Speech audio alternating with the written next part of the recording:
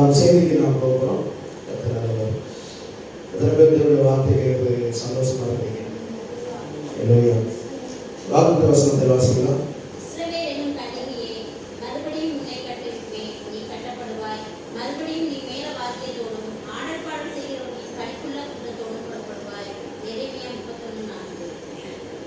So நீ கட்டப்படுவாய். இந்த வசனத்தை நாம் எடுத்துக்கிறோம். இந்த வருஷத்துக்கு எடுத்தோம்.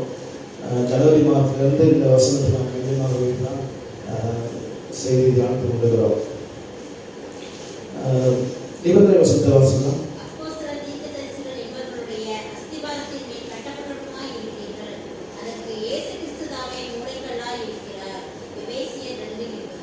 ஸோ நாம் கட்டப்படுவதற்கு இயேசு கிறிஸ்துவே நமக்கு மூளைகளாக இருக்கிறார் என்று நாம் நிபந்தனை நிறைவேற்றினால் ஆசீர்வாதத்தை சுமரிக்க முடியும். நாம் வெறும் ஆசீர்வாதத்தை மட்டும் சொல்லிட்டு அதை நிபந்தனை நிறைவேற்றணும்னு வச்சுக்கீங்க, நமக்கு அந்த ஆசீர்வாதத்தை சுமரிக்க முடியாது. நீங்கள் இந்த பேப்பர் விளம்பரங்கள் மற்ற இதெல்லாம் பார்த்தீங்கன்னா விளம்பரம் போடுவாங்க. நாங்கள் சென்னையில் இருக்கும்போது ஒரு விளம்பரம் பார்த்தோம் பேப்பரில். ₹1 கொடுத்தால் உங்களுக்கு ஒரு மொபைல் வண்டி கொடுக்குறோம், 2 வீலர் கொடுக்குறோம்னு சொல்லி போட்டுருந்தான். எங்களுக்கு ரொம்ப சந்தோஷம். ₹1 கொடுத்தா வண்டி கொடுத்துருவானா, சரி உடனே வாங்கி வந்து நேரம் போய் அந்த ஷோரூமில் போய் ₹1 கொடுத்து ஒரு வண்டி வாங்கிட்டு வந்தோம். அது முதல்ல நாங்கள் வாங்க 2 வீலர் அதுதான். இந்த டிவிஎஸ் மாதிரி இருக்கும், இந்த எக்ஸ்பென்சிவ் மாதிரி இருக்கும். ₹1 வாங்கிட்டோம். அப்புறம் மாதம் என்ன பண்ணிட்டான், டிவி போட்டு பிடிக்க ஆரம்பித்தான். அந்த வண்டி ரொம்ப நாளாக ரீச் ஆகிட்டார். வண்டி அப்படி யாருக்கும் கொடுத்தோம். அந்த வண்டியை விற்றுடுவேன் ரொம்ப நாளாக கை நட்டிக்கிறேன், ரொம்ப நாளாக யூஸ் பண்ணுவாங்க வண்டி. அது மாதிரி அந்த விளம்பரத்தில் என்ன போட்டிருப்பாங்கன்னா, விளம்பரம் போட்டு கீழே கண்டிஷன்ஸ் அப்ளை அப்படின்னு போட்டிருப்போம், நிபந்தனைக்கு உட்பட்டது அப்படின்னு போட்டிருப்பான். நம்ம அதை பார்க்காம அங்கே ₹1 கொடுத்தா போய் வண்டி போய் அங்கே போய் திருப்பி வர முடியல, வேணான்னு சொல்லிட்டு வர முடியல, சரி அப்படின்னு போய் வரணும். அது மாதிரி வேதத்தில் பார்த்தீங்கன்னா எல்லா ஆசீர்வாதமுமே நமக்கு நிபந்தனைக்கு உட்பட்டது. நிபந்தனை நிறைவேற்றினா அதை சுதந்திரிக்க முடியும். ஆனால் என்ன பண்ணுறாங்கன்னா, எல்லாம் ஆசீர்வாதத்தை மட்டும் சொல்லுவாங்க. அது அந்த ஆத்மாவுக்கு அட்டையில் போட்டுருவாங்க. போட்டுட்டு இந்த வருஷம் நமக்கு ஆண்டவருக்குலாம் செய்ய போகிறாரு அப்படின்னு ஆசீர்வாதப்பாங்க. ஒன்றுமே நடக்காது. என்ன பிரச்சனைனா, அந்த ஆசீர்வாதத்துக்கு ஒரு நிபந்தனை இருக்குது. அதை நம்ம நிறைவேற்றினா அந்த ஆசீர்வாதத்தை சுதந்திரிக்க முடியும். அதை சொல்லாமல் வெறும் ஆசீர்வாதத்தோடு சொல்றதுனால என்ன ஆச்சுங்க, ஒரு பிள்ளைக்கார பெரிய சொல்றாரு, 50,000 பேர் இருக்கிற சொல்றாரு. அதில் ஒரு வாக்குத்தத்தம் சொல்றாரு, கர்த்தர் எல்லாவற்றையும் பார்த்துக் கொள்வார் அப்படின்னு சொல்றாரு. அது வசனம். அது கர்த்தர் எல்லாவற்றையும் இந்த யெகோவா ஈரே அப்படின்ற இதுக்கு அந்த பருவத்தில் எல்லாம் பார்த்துக் கொள்வார் வசனம் இல்லையா, அதே அந்த வசனத்தை சொல்றாரு, கர்த்தர் எல்லாவற்றையும் பார்த்துக் கொள்வார்னு சொல்லி வசனத்தை பிரசங்கம் பண்றாரு. என்ன பிரசங்கம் பண்ணாங்கன்னா, இந்த வருஷம் உங்க எல்லாத்தையும் ஆண்டவர் பார்த்துக்குவாரு. நீங்க எதுக்கும் கஷ்டப்பட தேவையில்லை, நீ எதுக்கும் வந்து இது பண்ண தேவையில்லை, வருத்தப்பட தேவையில்லை, எல்லாத்தையும் ஆண்டவர் பார்த்துக்குவாரு. எனக்கு என்ன ஒன்று, அது எப்படி எல்லாத்தையும் ஆண்டவர் பார்த்துக்குவாரு? அது பார்த்துக்குவாரு. அப்போ நம்ம எதுவுமே செய்ய வேண்டியது இல்லையா? நம்மளுக்கு பெருசாக ஜாலியாக இருந்தால் என்ன பண்ணிட்டு இருந்தா பார்த்துக்குவாரு அப்படின்னு ஒரு கேள்வி இருந்துச்சு. என்னன்னா, அவர் எப்போ எல்லாத்தையும் பார்த்துக்குவாருன்னா, அவன் போய் மாறி என்ன பண்ணணுங்க, அவன் பிள்ளையே பள்ளி கொடுக்க போனான். அதனால தான் ஆண்டவர் எல்லாத்தையும் பார்த்துக்குவாரு சொன்னாரு. நம்ம எல்லாத்தையும் ஆண்டவர் ஒப்பு கொடுக்கணும், அப்பதான் அவர் பார்த்துக்குவார். நீ எதுவுமே செய்யாம எல்லாரும் எல்லாரும் பார்த்துக்கிறது எப்படி பார்த்துக்கிறோம், அப்படி பார்த்துக்கோம், அப்படிலாம் அந்த வருஷம். அதனால நம்ம வந்து ஒவ்வொரு வருஷமும் வாழ்வு அட்டையில இந்த மாதிரி நிபந்தனையை நம்ம கொடுக்கணும். ஆசீர்வாதத்தையும் நிபந்தனை கொடுக்கணும். அந்த பிரசிடா சொல்றாரு, உலகத்திலே இந்த மாதிரி யாரும் பார்த்து அடைஞ்ச ஆசையே கிடையாது, நீங்க ஒரு நாள் உலகத்திலே நீங்க இந்த மாதிரி அடைக்கிறீங்க அப்படின்னு சொல்றாரு. அதுமாதிரி நம்ம வந்து இந்த வருஷம் அந்த மாதிரி வரம்பு எடுத்து அடைச்சிக்கிறோம், நிபந்தனை கொடுத்துக்கிறோம். நிபந்தனை நிறைவேற்றுகள் ஆசீர்வாதத்தை யாராக இருந்தாலும். சரி, இன்றைக்கு நம்ம தேவனுடைய வார்த்தையை தியானிக்கிறோம். இன்றைய செய்தியின் தலைப்பு தேவனுடைய உபதேசமும் பிசாசுடைய உபதேசம். தலைப்பில் நான் பேசுகிறோம். தேவனுடைய உபதேசமும் பிசாசுடைய உபதேசமும். இதை நீங்க இப்படி கூட வச்சுக்கலாம், தேவனுடைய உபதேசமும் கள்ள உபதேசமும் அப்படி கூட நீங்க தலைப்பு தெரிஞ்சுங்க. தேவனுடைய உபதேசம் நம்ம கையில் இருக்குது. வேத புத்தகம் தேவனுடைய உபதேசம் நம்ம கையில் இருக்குது. இந்த கள்ள உபதேசம், பிசாசு உபதேசம் இதெல்லாம் நமக்கு பைபிள்ல கிடையாது. அவங்க கள்ள உபதேசம் பண்றவங்க வருவாங்க பண்ணுவாங்க அப்படின்லாம் சொல்லப்பட்டிருக்க தவிர அது என்ன கள்ள உபதேசம் பைபிள்ல கிடையாது.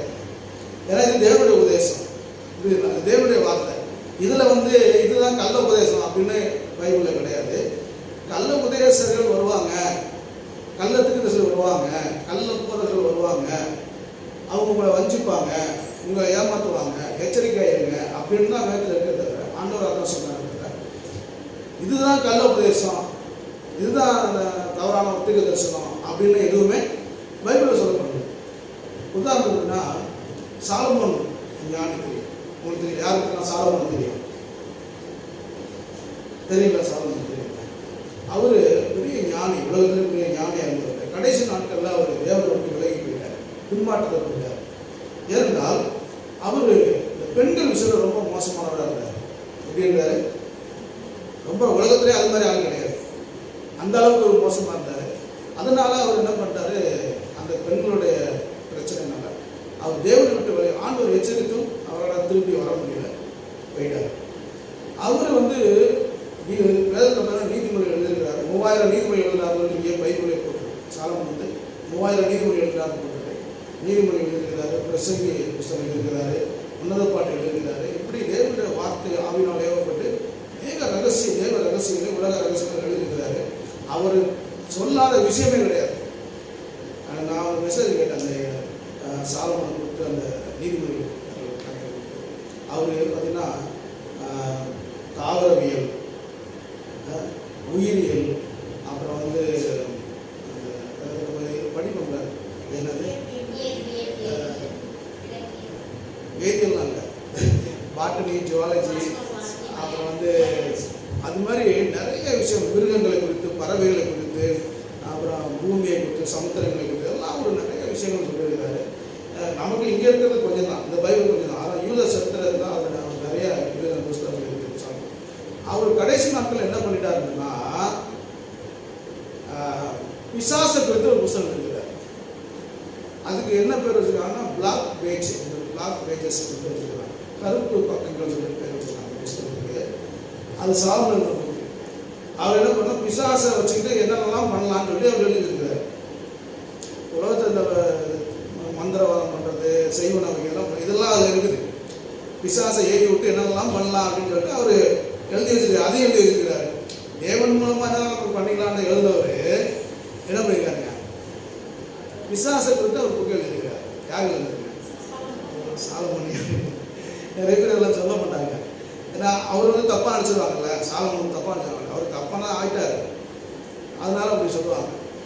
நல்லா கவனிங்க, இந்த வேதத்தில் வந்து தேவனுடைய உபதேசம் நம்ம கையில் இருக்குது. அது என்ன ஆண்டு சொன்னார்னா, இந்த உபதேசம் நீங்கள் கேட்கும்போது இதை மாற்றுவதற்கு பிசாசு என்ன பண்ணுவான், கள்ள உபதேசங்களை கொண்டு வருவான், எச்சரிக்கையாக இருக்கணும்னு சொல்லி இருக்கிறார். நல்ல கவனிங்க, இந்து மதத்தில் இப்படி ஒரு கள்ள உபதேசம் ஒன்றும் கிடையவே கிடையாது. இந்து மதத்தில் என்ன கிடையாது, கள்ள உபதேசம், தவறான உபதேசம் அப்படிலாம் கிடையாது. அதே மாதிரி இஸ்லாமிய மதத்திலும் இந்த மாதிரி கள்ள உபதேசம்லாம் கிடையாது. அங்கே யாருக்கெல்லாம் பிரசன்ட் பண்ண மாட்டாங்க கள்ள உபதேசம் அப்படின்னு சொல்லவும் இல்லை. ஏன்னா இந்த கிறிஸ்தவ இந்த வேதத்தில் தான், பரிசுத்த வேதத்தில் தான் இதை பற்றி சொல்லப்பட்டிருக்கு, கள்ள உபதேசம் வரும். ஏன் அப்படின்னா, ஏன் அப்படி சொல்லப்பட்டு சொல்ல, ஏன் இதில் மட்டும் கள்ள உபதேசம் வருவான்னு சொல்லி போட்டுருக்கு? ஒரிஜினலுக்கு தான் என்ன வரும், டூப்ளிகேட் வரும் இல்லையா? ஒரிஜினல் இருந்தால்தான். உதாரணத்துக்கு இந்த ரெனால்ட்ஸ் பேனா வந்துச்சு ஆரம்பத்தில், ரெனால்ட்ஸ் பேனா ரீஃபில் வந்துச்சு, நான் வாங்கியிருப்பேன் ஆரம்பத்தில். 5 ரூபாய் 2 ரூபாய் பேனா வாங்க. அது பார்த்தீங்கன்னா உள்ள ரீஃபில் இருக்கும், அதை கழட்ட முடியாது. ஆரம்பத்தில் எத்தனை பேர் தெரியும் உங்களுக்கு ஞாபகம் இருக்குது? ஆரம்பத்தில் வந்த ரெனால்ட்ஸ் பேனால அந்த ரீஃபில் பேனால அந்த ரீஃபில் வெளியே எடுக்க முடியாது. அதை எழுதிட்டு தூக்கி போட்டு வந்தா யூஸ் த்ரோ தான். அது என்ன பண்ணாங்க, நம்ம ஆளுங்க என்ன பண்ணிட்டாங்க, அது டூப்ளிகேட் போட்டாங்க. எப்படி போட்டாங்கன்னா, ரீஃபில் மட்டும் எடுத்துட்டு வேற மாற்றிக்கிற மாதிரி அந்த கம்பெனியை போட்டு போயிட்டான். இப்போ பேனை தயாரிக்கிறவன் அதை தூக்கி போட தான் வேற பேனை வாங்குவான், வேற பேனை வாங்குவான். இப்போ பேனா வச்சு ஒரு ரீஃபில் மட்டும் வாங்கி போட்டு இருந்தானா பேனா உற்பத்தி இன்னும் போயிடும் இல்லையா? அது மாதிரி அந்த கம்பெனியை போட்டுட்டான். அப்புறம் என்ன பண்ணா, இப்போ அந்த ரீஃபிலே மாற்ற முடியாது, வேற ரீஃபில் வரதான் நிப்பாட்டிட்டாங்க. நீங்கள் பேனாவுக்கு போய் இந்த ரீஃபில் தனியாக வாங்க முடியாது, பேனாவோட சேர்த்து வாங்கலாம். அந்த மாதிரி எதுக்கு சொல்கிறதுன்னா, ஒரிஜினல் எங்கே இருக்குதோ அங்கே தான் டூப்ளிகேட் வரும். அது மாதிரி இது வந்து தேவனுடைய வார்த்தை, உண்மையான தேவனுடைய வார்த்தை இருப்பதனால தான் இது நிறைய டூப்ளிகேட் கள்ள உபதேசம். இது ஒவ்வொரு காலகட்டத்திலும் ஒவ்வொரு காரியத்திலும் வந்திருக்கு. எப்போ ஆதி ஆதி சபையிலிருந்தே வந்திருக்கு. இயேசு கிறிஸ்து இருக்கும்போது எச்சரிக்கையாருன்னா அப்போ அப்பயே இருந்திருக்குன்னு அர்த்தம். பழைய ஏற்பாட்டு காலத்தில் அந்த மாதிரி தவறான உபதேசங்கள் இருந்திருக்கு. மோசையே இஸ்ரவேல் ஜனங்களுக்கு எச்சரிக்கை என்ன சொல்றாருன்னா, யாராவது போய் இந்த சாமி இந்த அந்நிய தேவர்களை கும்பிட்டா அவனால எவனாவது கூப்பிட்டானா அவனை கல்லல் அடிச்சு கொள்ளுன்னு சொல்லி நம்ம நினைக்கிறாரு. மோசை எழுதி. அப்போ அந்த மாதிரி பிரச்சனை அப்பயே இருந்தது. முதல் நூற்றாண்டில் ரோம சக்கரவர்த்தி அந்த கான்ஸ்டன்டைன் அப்படிங்கிறவர் வந்து அந்த இயேசு கிறிஸ்துவை ஏற்றுக்கொண்டு கிறிஸ்தவ மதத்தை அரசாங்க மதமாக அங்கீகரித்து அதை மாற்றின பொழுது ஒரு பெரிய வாக்குவாதங்கள் வந்தது. எங்கே யாருக்கு வந்ததுன்னா இந்த ஊழியர் கிறிஸ்தவ மத குருமார்கள் மத்தியில் என்ன பண்ணுவாங்க வந்து ஏரோஸ் அப்படின்னு அந்த பேர், இன்னொரு பேர் சேர்த்து வரும் அவங்க பேர், முடிகிற ஏரோஸ். அந்த அவர் ஒரு பிஷப்பாக இருந்தவர் தான். கிறிஸ்தவ அந்த சபையில் ஒரு பிஷப்பாக இருந்தவர், முக்கியமான ஒரு பொறுப்பில் இருந்தவர் தான். அவர் என்ன பண்ணாருன்னா வந்து ஒரு புதுசாக ஒரு தியரியை கொண்டு வந்தார். என்ன கொண்டு வந்தாருன்னா, இயேசு கிறிஸ்து வந்து கடவுள் கிடையாது, அவர் ஒரு தீர்க்கதரிசி, இறைவாக்கினர், தீர்க்கதரிசி மாதிரி தான் அப்படின்னு சொல்லி, பிதா தான் உண்மையான கடவுள், அவரை தான் நம்ம ஆராதிக்கணும். அது மாதிரி பரலோகம்லாம் வந்து ஒன்றும் கிடையாது, இந்த பூமியில் தான் நம்ம பரலோகமாக மாற்றி ஆண்டவர் வைக்கக்கூடாது அப்படின்லாம் சொல்லி புதுசாக அந்த ஒவ்வொருக்கும் புதுசாக ஒரு உபதேசத்தை கொண்டு வந்து சொன்னார். அது ஒரு பெரிய பிரச்சனையாகி ஒரு அந்த அந்த ரோம சக்கரவர்த்தி முன்னிலையில் ஒரு பெரிய டிபேட் நடந்தது. இதெல்லாம் சபை சட்டத்தில் இருக்குது. அந்த டிபேட்டில் பார்த்தீங்கன்னா கிறிஸ்தவ பிஷப்லாம் எல்லாம் ஒரு பக்கம், அந்த ஏரோஸ் சப்போர்ட் பண்ணுறவங்க அவங்க ஒரு குரூப் இருந்து என்ன பண்ணாங்க, வாக்குவாதம் பண்ணி எல்லாரும் சேர்ந்து அந்த அந்த அது தவறுன்னு சொல்லி அந்த ஏரோஸ் சொன்னது வந்து தவறுன்னு சொல்லி அவர் அந்த இத்தாலி ரோம் நகரத்தை விட்டு துரத்தி விட்டாங்க போன்னு சொல்லிட்டு. ஆனால் அந்த அந்த ஏரோஸ் செத்து போயிட்டாரு. அந்த ஏரோஸுக்கு அந்த தேதி இருக்கு பார்த்தீங்களா, ஒரு உபதேசம், அதை வந்து என்ன பண்ணிட்டா பிசாசு வந்து அதை பயன்படுத்த ஆரம்பிச்சு. அதுக்கு ரொம்ப நாளாக இல்லாமல் இருந்தது. அப்போ 19ஆம் நூற்றாண்டில் வந்து அப்போ தான் ஆவியானவர் அந்த மாற்றுவதற்கு ப்ரொட்டஸ்டன்ட் இயங்க ஆரம்பித்து நடந்துட்டு 19ஆம் நூற்றாண்டில் தான் பரிசுத்த ஆவியானவர் திரும்பவும் சபையில் கொண்டுவரப்பட்ட அந்த காரியம் இருக்குது. அந்த காரியம் அமெரிக்காவில் டெக்சாஸ் மாநிலத்தில் அந்த ஒரு ஏஜிஸ் அந்த அசோகர் சபையில் போதகர்களுக்கு முடி ஜெயிக்கும் போது இந்த பரிசுத்த ஆவி இறங்குறதா சொல்கிறாங்க சபை சரித்திரம். அதே காலகட்டத்தில் அந்த 19ஆம் நூற்றாண்டிலேயே முடியும் தருவாயிலே சார்லஸ் ரசல் அப்படின்னு சொல்லக்கூடியவர் திரும்பவும் இந்த ஏரோஸ் தியரியை என்ன பண்ணாங்க எடுத்து, இதுதான் உண்மையான கிறிஸ்தவம் அப்படின்னு சொல்லி அதுக்கு யெகோவாவின் சாட்சிகள் சொல்லி பேர் வச்சு உலகமெங்கும் பரப்பாங்க. இன்றைக்கு உலகமெங்கும் இன்னைக்கு அந்த யெகோவாவின் சாட்சிகள் மிக பிரபலமாக அவங்க செஞ்சுட்டு இருக்காங்க. இயேசு கடவுள் இல்லை, அவர் வந்து ஒரு தீர்க்கதரிசி மாதிரி தான், பரிசுத்த ஆவியானவர் ஒரு நபர் கிடையாது, அது ஒரு சக்தி அப்படின்லாம் சொல்லி, ஒரு பரலோகன்ற நரகம்லாம் ஒன்றும் கிடையாது, அது பூமியில் இருக்கிறது தான் அப்படின்லாம் சொல்லி அவங்க தவறான ஒரு உபதேசத்தை கொண்டு வந்து இன்றைக்கு உலகமும் பரப்பி கொண்டிருக்கிறார்கள். இன்றைக்கு பெரம்பலூரில் தெரு ஊருக்கு அந்த யோகாபுரத்துக்கு போய் என்ன பண்ணுறாங்க, ஊழியர் பண்ணிங்கன்னா அவங்கள யாரும் கேட்க மாட்டாங்க. எந்த ஊருக்கு எந்த கட்சிக்காரனும் யோகா ஃபிட்னஸ் சர்வீஸ் வந்து பண்ண மாட்டான். நம்ம சுவிசேஷம் அறிக்கை போகிறவங்க என்ன பண்ணுவான், விஷயம் பிரச்சனை பண்ணுவாங்க. அந்த மாதிரி கள்ள உபதேசம், அந்த யோகா ஃபிட்னஸ் மாதிரியே நிறைய அமைப்புகள் வந்து இன்றைக்கு கிறிஸ்தவத்துக்கு எதிராக அவங்க விசுவாச பயன்படுத்தி கொண்டிருக்கிறாங்க. அப்போது உண்மையாக ஆண்டவர் ஆராய்க்கிறாங்க, உண்மையாக வேதத்தை நம்புகிறவர்கள், வேதத்தை பின்பற்றுவர்கள் மிகவும் எச்சரிக்கையாகவும் இருக்க வேண்டிய காலகட்டம் இது. குறிப்பாக வாலிபர்கள், வாலிபர் பிள்ளைகள் மிகவும் ஜாக்கிரதையாக, ஏன்னா அவங்க டார்கெட் பண்ணுறது அவங்க தான். யாரை யெகோவா விட்னஸ்காரங்க டார்கெட் பண்ணி யார் தான், வயசானவங்க விட்டுருவாங்க, ஏன்னா அவங்களால ஒன்றும் பண்ண முடியாது தெரியும் அவங்களுக்கு. அதனால் குறிப்பாக யங்ஸ்டர்ஸ், பொம்பளை பிள்ளைங்க, வாலிப பசங்க, படிக்கிற பசங்களை பிடிச்சிட்டு வாங்க அவங்க வேலை வாங்கி தரேன், அதை வாங்கி தரேன், அவங்க அலைச்சல் சொல்லி ஆசை காட்டி கொண்டு போய் என்ன பண்ணுறாங்க, தவறான நடத்துகிறாங்க. கடைசியில் அவங்க லைஃபே வீணாக போயிடுது. சம்பாதிக்கலாம் சம்பாதிச்சுட்டு போயிடலாம், கடைசியில் ஏமாந்து போயிடறாங்க. அதனால் நம்ம மிகவும் ஜாக்கிரதை இருக்க வேண்டிய காலகட்டம். வேதத்தை நீங்கள் சரியாக புரிஞ்சுக்கணும், சரியாக கேட்கணும், சரியாக நம்ம புரிந்து கொண்டு அதை பின்பற்ற நம்ம முயற்சி செய்யணும்.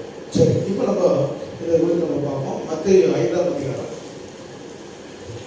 1-2 வசனம் வாசிக்கிறோம்.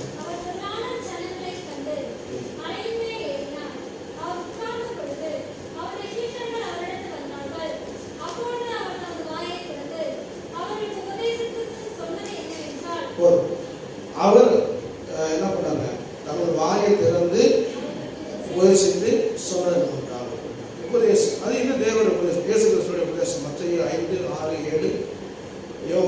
14, 15, 16, 17 இந்த 7 அதிகாரங்களும் இயேசு கிறிஸ்துவினுடைய முக்கியமான உபதேசம். எல்லாரும் மொத்தத்தில் இருக்குது. இந்த 7 அதிகாரங்கள் தான் அவர் முக்கியமாக கண்டினியூவாக சொன்ன அந்த உபதேசம். இதை நீங்கள் நல்லா படிச்சு என்ன பண்ணணும், மனப்படமாக சொல்லணும். 7 அதிகாரங்கள் இதுதான் உபதேசம். வேதத்தை படினா தான் நீங்கள் படிக்கணும். முதல்ல எல்லாத்தையும் படிக்கணும். ஆனால் இதை நீங்கள் முக்கியமாக என்ன பண்ணிக்கணும், அறிந்து கொள்ள வேண்டும். சரி, உபதேசம் அப்படின்னு என்ன? உபதேசம் என்றால் என்ன?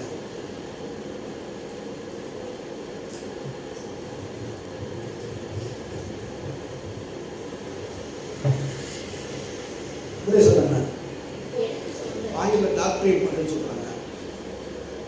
உபதேசம் என்றால் என்ன சொல்லுங்க, தெரிஞ்சது தெரியுதானே உங்களுக்கு? போதனை அது இதெல்லாம் சொல்லுவீங்களா? நான் என்ன செய்யறேன்னா, இந்த வார்த்தையை தமிழில் தான் செய்ய முடியும், ஆங்கிலத்தில் பேச முடியாது. உபதேசம், தேசம் அப்படின்னா நாம் வாழக்கூடிய இடம். தேசம் என்றால் வாழக்கூடிய இடம். உப அப்படின்னா என்ன? துணை. உப தலைவர்கள்லாம் போடுவாங்க. உப துணை. அப்போ தேசத்திலே வாழ்வதற்கு துணை செய்கிற வழிவகைகள் தான் உபதேசம். நாம் பூமியில் வாழ்வதற்கு துணையாக இருக்கிற வழிமுறைகள் தான் உபதேசம். அதுதான் ஆண்டவர் சொல்றார். அது ப்ரேயர் பண்ண பார்த்தீங்கன்னா, ஆண்டவர் இந்த தேசத்தில் வாழ்வதற்கு இப்படியெல்லாம் வாழணும், இப்படி வாழக்கூடாது, இதை சாப்பிடணும், இதை சாப்பிடக்கூடாது, இப்படி செய்யணும், இதை செய்யக்கூடாது, இப்படி உபதேசம். இதுதான் உபதேசம். இப்போ ஆண்டவராக இயேசு கிறிஸ்து நமக்கு இந்த பூமியில வாழ்வதற்கும் சொல்லியிருக்கிறாரு, நித்தியத்தை குறித்த காரியத்தை நமக்கு உபதேசம் பண்ணியிருக்கிறார். ஸோ அதை இப்போ இது என்னன்னா, இந்த மத்தேயு 5ஆம் அதிகாரம் அந்த முதல் 10 வசனங்கள் வாக்கிய வசனங்கள் சொல்லுவாங்க. முதல் 10 வசனங்கள் சொல்லுவாங்க, வாக்கிய வசனங்கள் சொல்லுவாங்க. ஸோ ஒரு நல்ல ஒரு அற்புதமான ஒரு காரியம். இதில் எப்படி கள்ள உபதேசம் பிசாசு கொண்டு வந்திருக்கான் அப்படின்னு தெரிஞ்சுக்க போகிறோம். இதுதான் எனக்கு செய்யுது. இந்த 10 வசனங்கள் இருக்கிற காரியங்கள் குறித்து முதல் 2 வசனம் இன்ட்ரோடக்ஷனு, அடுத்து 10ஆம் வசனம் 11ஆம் வசனம் அது முடிவுரை. இடையில உள்ள 9 வசனங்கள் 9 விஷயம் சொல்லப்பட்டிருக்கு. இந்த 9 வசனங்களுக்கும் எப்படி உலகத்தில் கள்ள உபதேசத்தை போதிக்கிறாங்க அப்படின்றத நம்ம தெரிஞ்சுக்கணும். எல்லாமே இருக்குது, எல்லா விஷயமும் இருக்குது. அதனால் நம்ம ஓரளவுக்கு சுருக்கமாக நம்ம பார்க்கலாம்.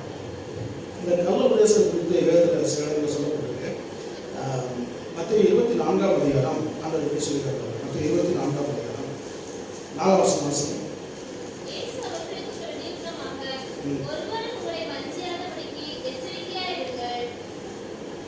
அடுத்து சொல்லுங்க.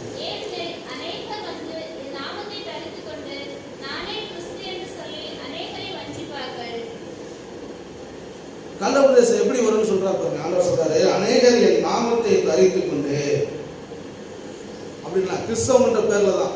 ஏன் இப்படி ஆண்டவர் சொன்னார்னா, பிசாசு தந்திரம் பாத்தீங்கன்னா, இப்ப இயேசுக்கு கடவுள் இல்லை அப்படிங்கிற ஒரு கருத்து கம்யூனிஸ்டுகள் கொண்டாங்க. கடவுள் இல்லை என்ற கொள்கை கம்யூனிஸ்டுகள் சொன்னாங்க. ரஷ்யாவில் ஆரம்பிச்சாங்க, கம்யூனிஸ்டுகள் ஆரம்பிச்சு உலகம் பரவினது. ஏன் அவங்க கடவுள் இல்லை அப்படின்னு சொன்னாங்க? சொல்றது அந்த கொள்கை வந்தது காரணம் என்ன?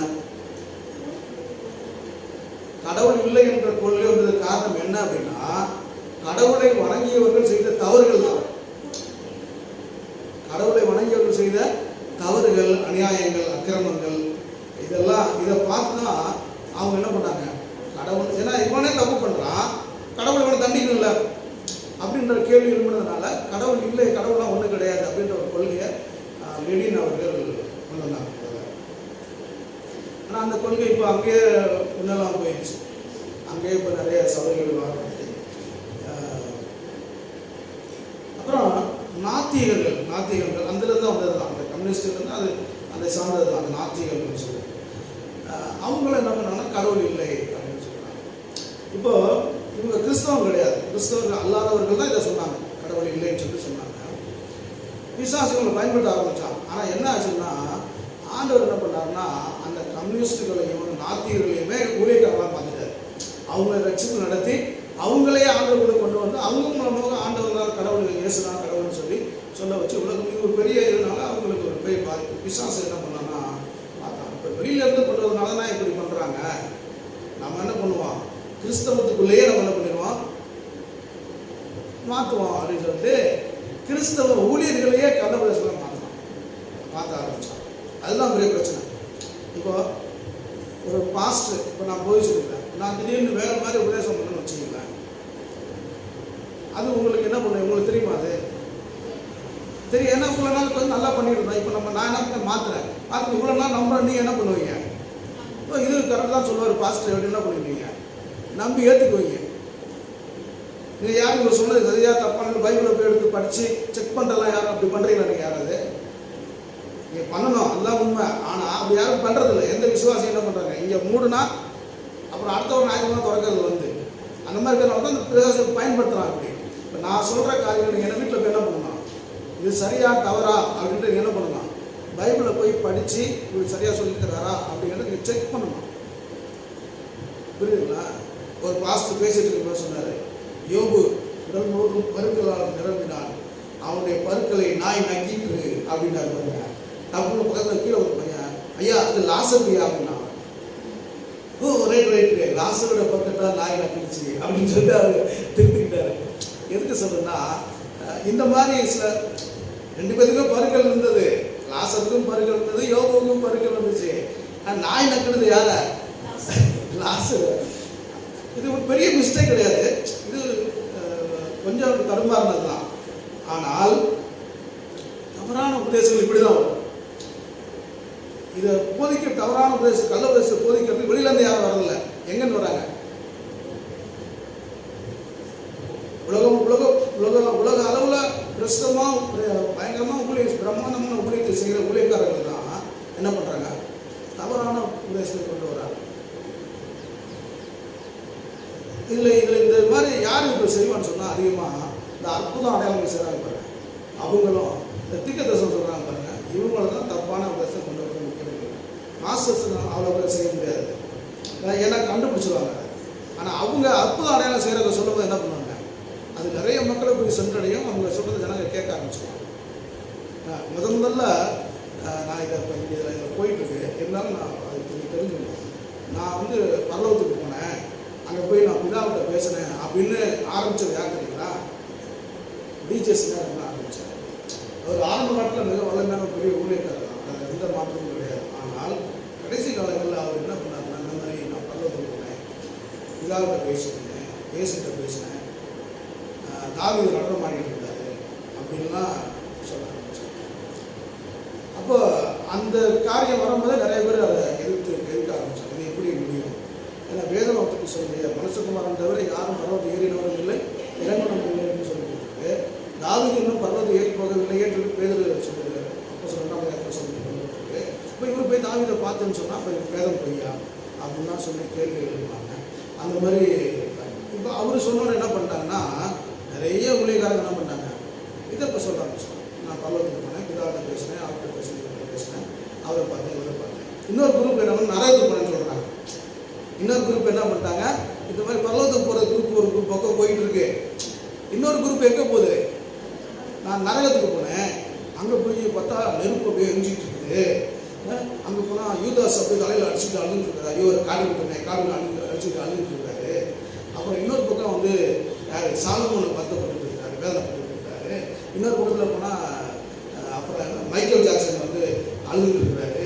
அப்படி இப்படின்னு சொல்லி நரகத்தை பார்த்து வந்தேன், நீங்கள் எல்லாம் நம்பணும், இதை நீங்கள் ஏற்றுக்கீங்க அப்படி இப்படின்னு சொல்லி அது ஒரு குரூப் நரகத்துக்கு போயிட்டு வந்து எப்படியோ எல்லாம் டூர் போயிட்டு வர மாதிரி என்ன பண்ணுறாங்க எல்லாம் போய் இப்போ விநாயகர் பண்ணால் இப்போ ஒரு ஆள் சொல்கிறேன் என்ன பண்ணேன்னா, அங்கே போய் நான் தண்ணியில் விளாண்டாரு, ஏசினாரு, பிள்ளைங்கள்ட்ட விளாண்டுட்டாரு, நானும் விளாண்டேன், குளித்தேன், எனக்கு ஏசினார் முழு தேய்ச்சி விட்டாரு அப்படி சொல்லிட்டு சொல்கிறாங்க.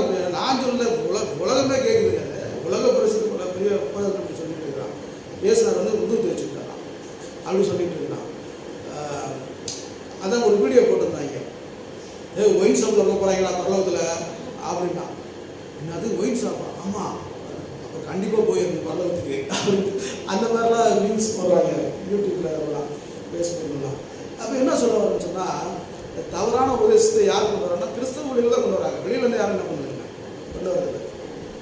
அப்போது இப்போ நான் பார்ப்போம், இதை பேசிட்டே தான் 11ஆம் வசனம் இல்லையா, 24 11 அநேக கள்ள தீர்க்கதரிசிகளை எழுப்பி என்ன பண்ணுவாங்க, வஞ்சிக்கிறது என்ன?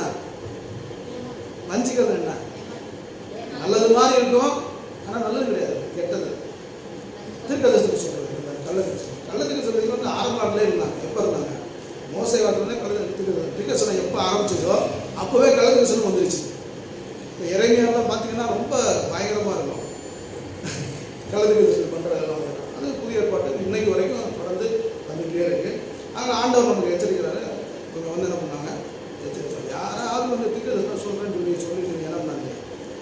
போய் ஏமாந்துறாங்க. தீர்க்கதரிசனம் சொல்லணும்னு சொன்னால் சகோதரி சுபிதா அப்படின்னு கூப்பிட்டு சொல்கிறான்னு வச்சுங்களேன், அது உண்மையாக சொல்ல கிடையாது. எங்கள் அப்பா பேர் மன்னபாசா தங்கப்பனா, அவன் சொல்லும் போது கூப்பிட்டு தங்கப்பன் மகள் சுபிதா அப்படின்னு சொன்னார்னா ஆண்டவர் பேசுகிறாரு அர்த்தம். எங்கேயாவது பேர் சொல்லுவாங்களா? சொல்லவே மாட்டான். நல்லா கேளுங்க. அப்படிதான் வேதத்தில் அப்படிதான் சொல்லணும். தீர்க்கதரிசனம் சொல்லும் போது இன்னாருடைய மகன் அப்படின்னு அப்பா பேரை சொல்லி மகன் பேரை சொல்லி தான் ஆண்டவர் சொல்லியிருக்கிறாரு, தீர்க்கதரிசனம் சொல்லியிருக்கிறாரு. ஆனால் இப்படி பேரை சொல்லி கூப்பிடுறது உனக்கு இதெல்லாம் வந்து யோசிக்க அவனே செய்யறான். கிளி ஜோசியம் வந்துட்டு பாருங்க, அவனே செய்யறான். கைரேகை பார்த்து சொல்றது, நானே சொல்லுவேன், கைரேகை பார்த்து சொல்லிடுவேன், உன் கேரக்டர் என்ன அப்படின்னு சொல்லிடுவேன். புரியுங்களா? நிறைய இந்த மாதிரி காரியங்கள் இருக்குது உலகத்தில். இதுக்கு தீர்க்கதரிசனம் தேவை கிடையாது. ஆவிக்குரிய காரியங்களை சொல்லி தீர்க்கதரிசனம் அதெல்லாம் முடிஞ்சு விட்டு இதில் காரணம் முடிஞ்சு போச்சு. இப்போலாம் தீர்க்கதரிசனம் அதெல்லாம் எல்லாம் சொல்லியாச்சு. ஆண்டவர் எல்லாத்தையுமே சொல்லி முடிச்சிட்டாரு.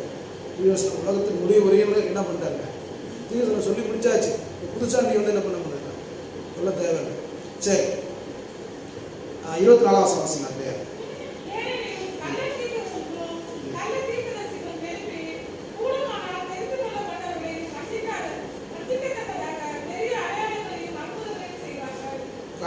கள்ள கிறிஸ்துகளும் கள்ள கிறிஸ்தவம் அப்படின்னா கிறிஸ்துவை போலவே செய்கிற காரியங்கள். ஒரு முறை சாது செல்லப்பன் ஒரு பெரிய ஊழியக்காரர், அவர் என்ன பண்ணாரா, போய் சாய்பாபா பார்க்கணும். சாய்பாபா இறந்துட்டாரு. சாய்பாபா தெரியுங்களா? பெரிய முடி வச்சுருவாங்க. அந்த மாதிரி அவரை பார்க்க போய் அவருக்கு போய் சுவிசேஷம் பார்க்கலாம் அவர் போயிருக்கிறார். போய் அங்கே போய் இயேசு பற்றி சொல்லியிருக்கிறார்.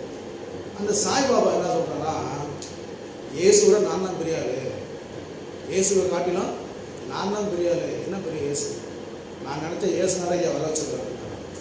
யார் சொன்னாங்க? சாய்பாபா. இவர் ஒன்றா என்ன இயேசுனால வர வச்சுருக்காங்க, இவர் வர வைப்பாங்களா? உடனே ஊன்னு ஏதோ மந்திரம் சொல்லி திண்ணு ரட்டு போட்டா புஷ்ஷுன்னு பார்த்தா இயேசுனார் பண்ணிக்கிறான் முன்னாடி. இவர் சொல்ல மறந்து போயிட்டாரா? ஐயோ என்னடா இயேசுனாரோட எப்படி எங்கள் படத்தில் பார்ப்போம்ல, அங்கி போட்டு மீசை தட்டலாம் வச்சுக்கிட்டு, அது மாதிரி இயேசுனாரே வந்து ஒருவர் நிற்கிறான். அப்படியே பார்த்துட்டு இயேசுனாரை நிற்கிறாரு ஆச்சரியப்பட்டு ஐயோ குழம்பி போய் இருக்கும்போது ஆவியானவர் பேசினாங்க. இவங்க யாருக்குல சாரசம் அவனே கையும் காலையும் பாரு, காயம் இருக்குதான் பாரு அப்படின்னா அவள் பார்க்கும்போது காயம் இல்லையா? அந்த உருவத்தில் கையிலையும் காலையும் இந்த சிறுவர் ஆண்களுக்கு காயம் இல்லையா? உடனே டப்புன்னு ஒரு சுதாரிச்சு, ஏய் இது இயேசு கிடையாது, இது பிசாசு. இயேசுன்னு என்ன பண்ணிக்கணும்? சிறுவில் அடக்க காயம் இருக்கணும், அந்த தழும்பு இருக்கணும் அப்படின்னு சொன்னாங்க. அப்புறம் அந்த உருவம் வந்துருச்சான். நிமிந்து பார்த்தா சாய்பாபா காலை கிடக்கிறாங்க. யாரு? சாய்பாபா காலில் இருக்கிறாங்க. சாய்பாபா யார்ட்டையும் சொல்லிடாத, எதுவும் சொல்லிடாத, இது நம்ம கூட இருக்கணும் அப்படின்னு அனுப்பிவிட்டாங்க.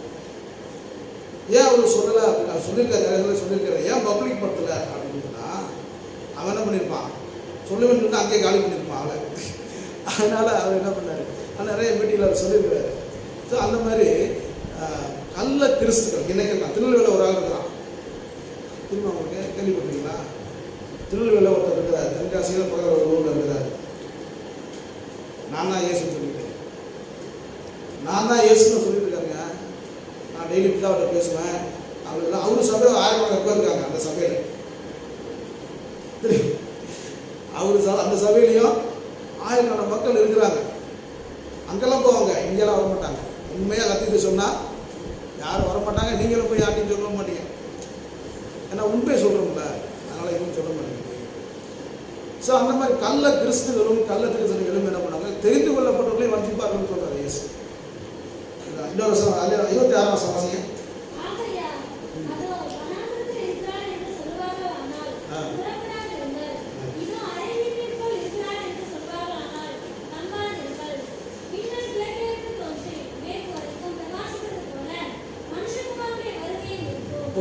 சொல்லுவான் அதான் அங்கே இருக்கிறாரு இயேசு, இங்கே இருக்கிறாரு இயேசு அப்படின்னு சொல்லிட்டு இருக்காங்க. எருசலேமில் இருக்கிறாரு, போய் பார்த்துட்டு வாங்கன்னு சொல்லி என்ன பண்ணுறான் அங்கே. இந்த மாதிரி காரியங்கள் இருக்குது. ஸோ இதெல்லாம் நமக்கு எச்சரிக்கையாக நிறைய வருஷங்களுக்கு நமக்கு சொல்லலாம். இந்த விஷயத்துக்கு போகணும். இப்போ இந்த மற்ற 5ஆம் அதிகாரத்தில் பார்த்தீங்கன்னா முதல்ல அந்த 3ஆம் வசனம் வாசிங்க. இங்கே பரலோக ராஜ்யம், இன்னொரு அதே 10ஆம் வசனம் வாசிங்க. 2 ஒரே மாதிரி.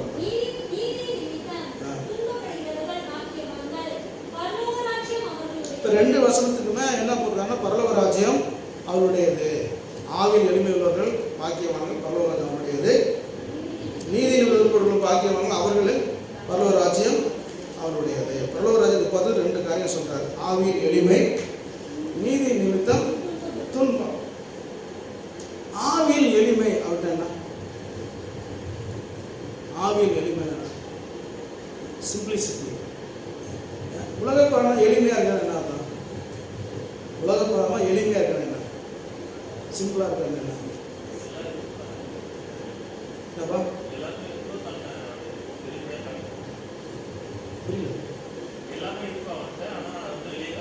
எல்லாமே இருக்கும் ஆனா காட்டிக்க மாட்டாங்க. ரகசியம் வச்சிருப்பாங்க.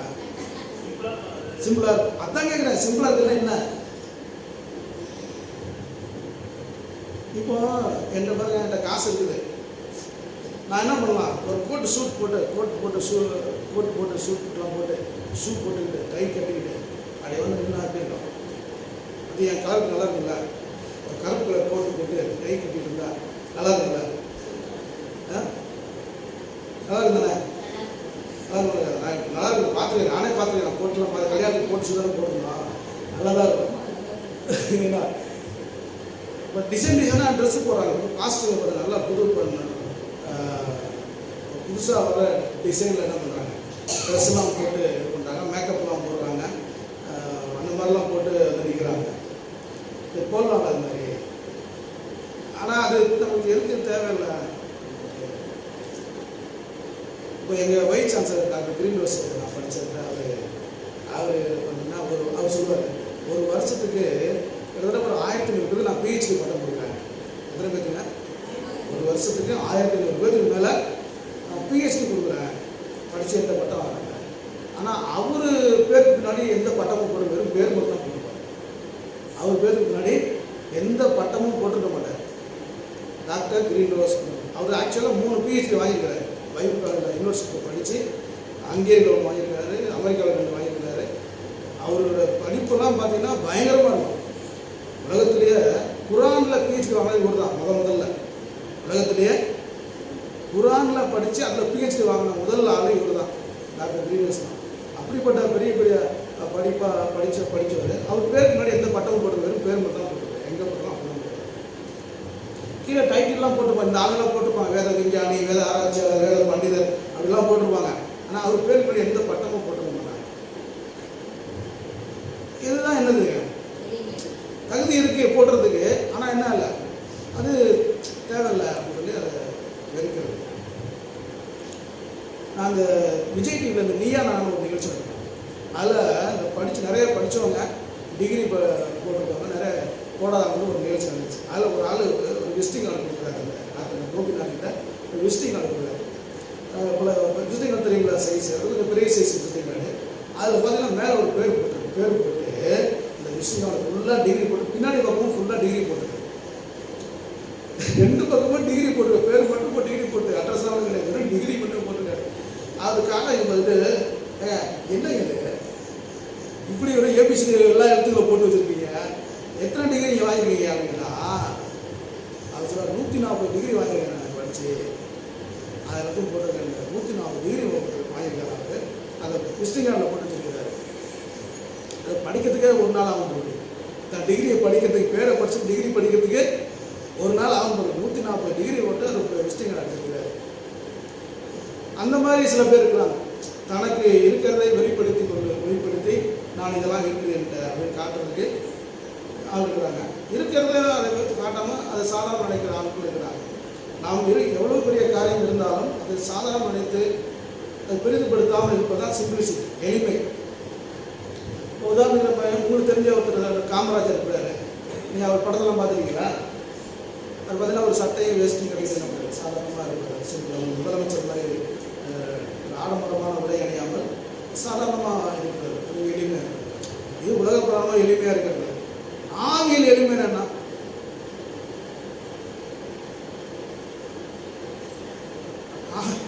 சொல்லுங்க, ஆவியில் எளிமை என்ன? உங்களுக்கு ஆவி எதன் மூலம் வெளிப்படுது? எதன் மூலம் ஆவி இருக்குது? எதன் மூலம் வெளிப்படுது? வார்த்தை மூலமா இருக்கு.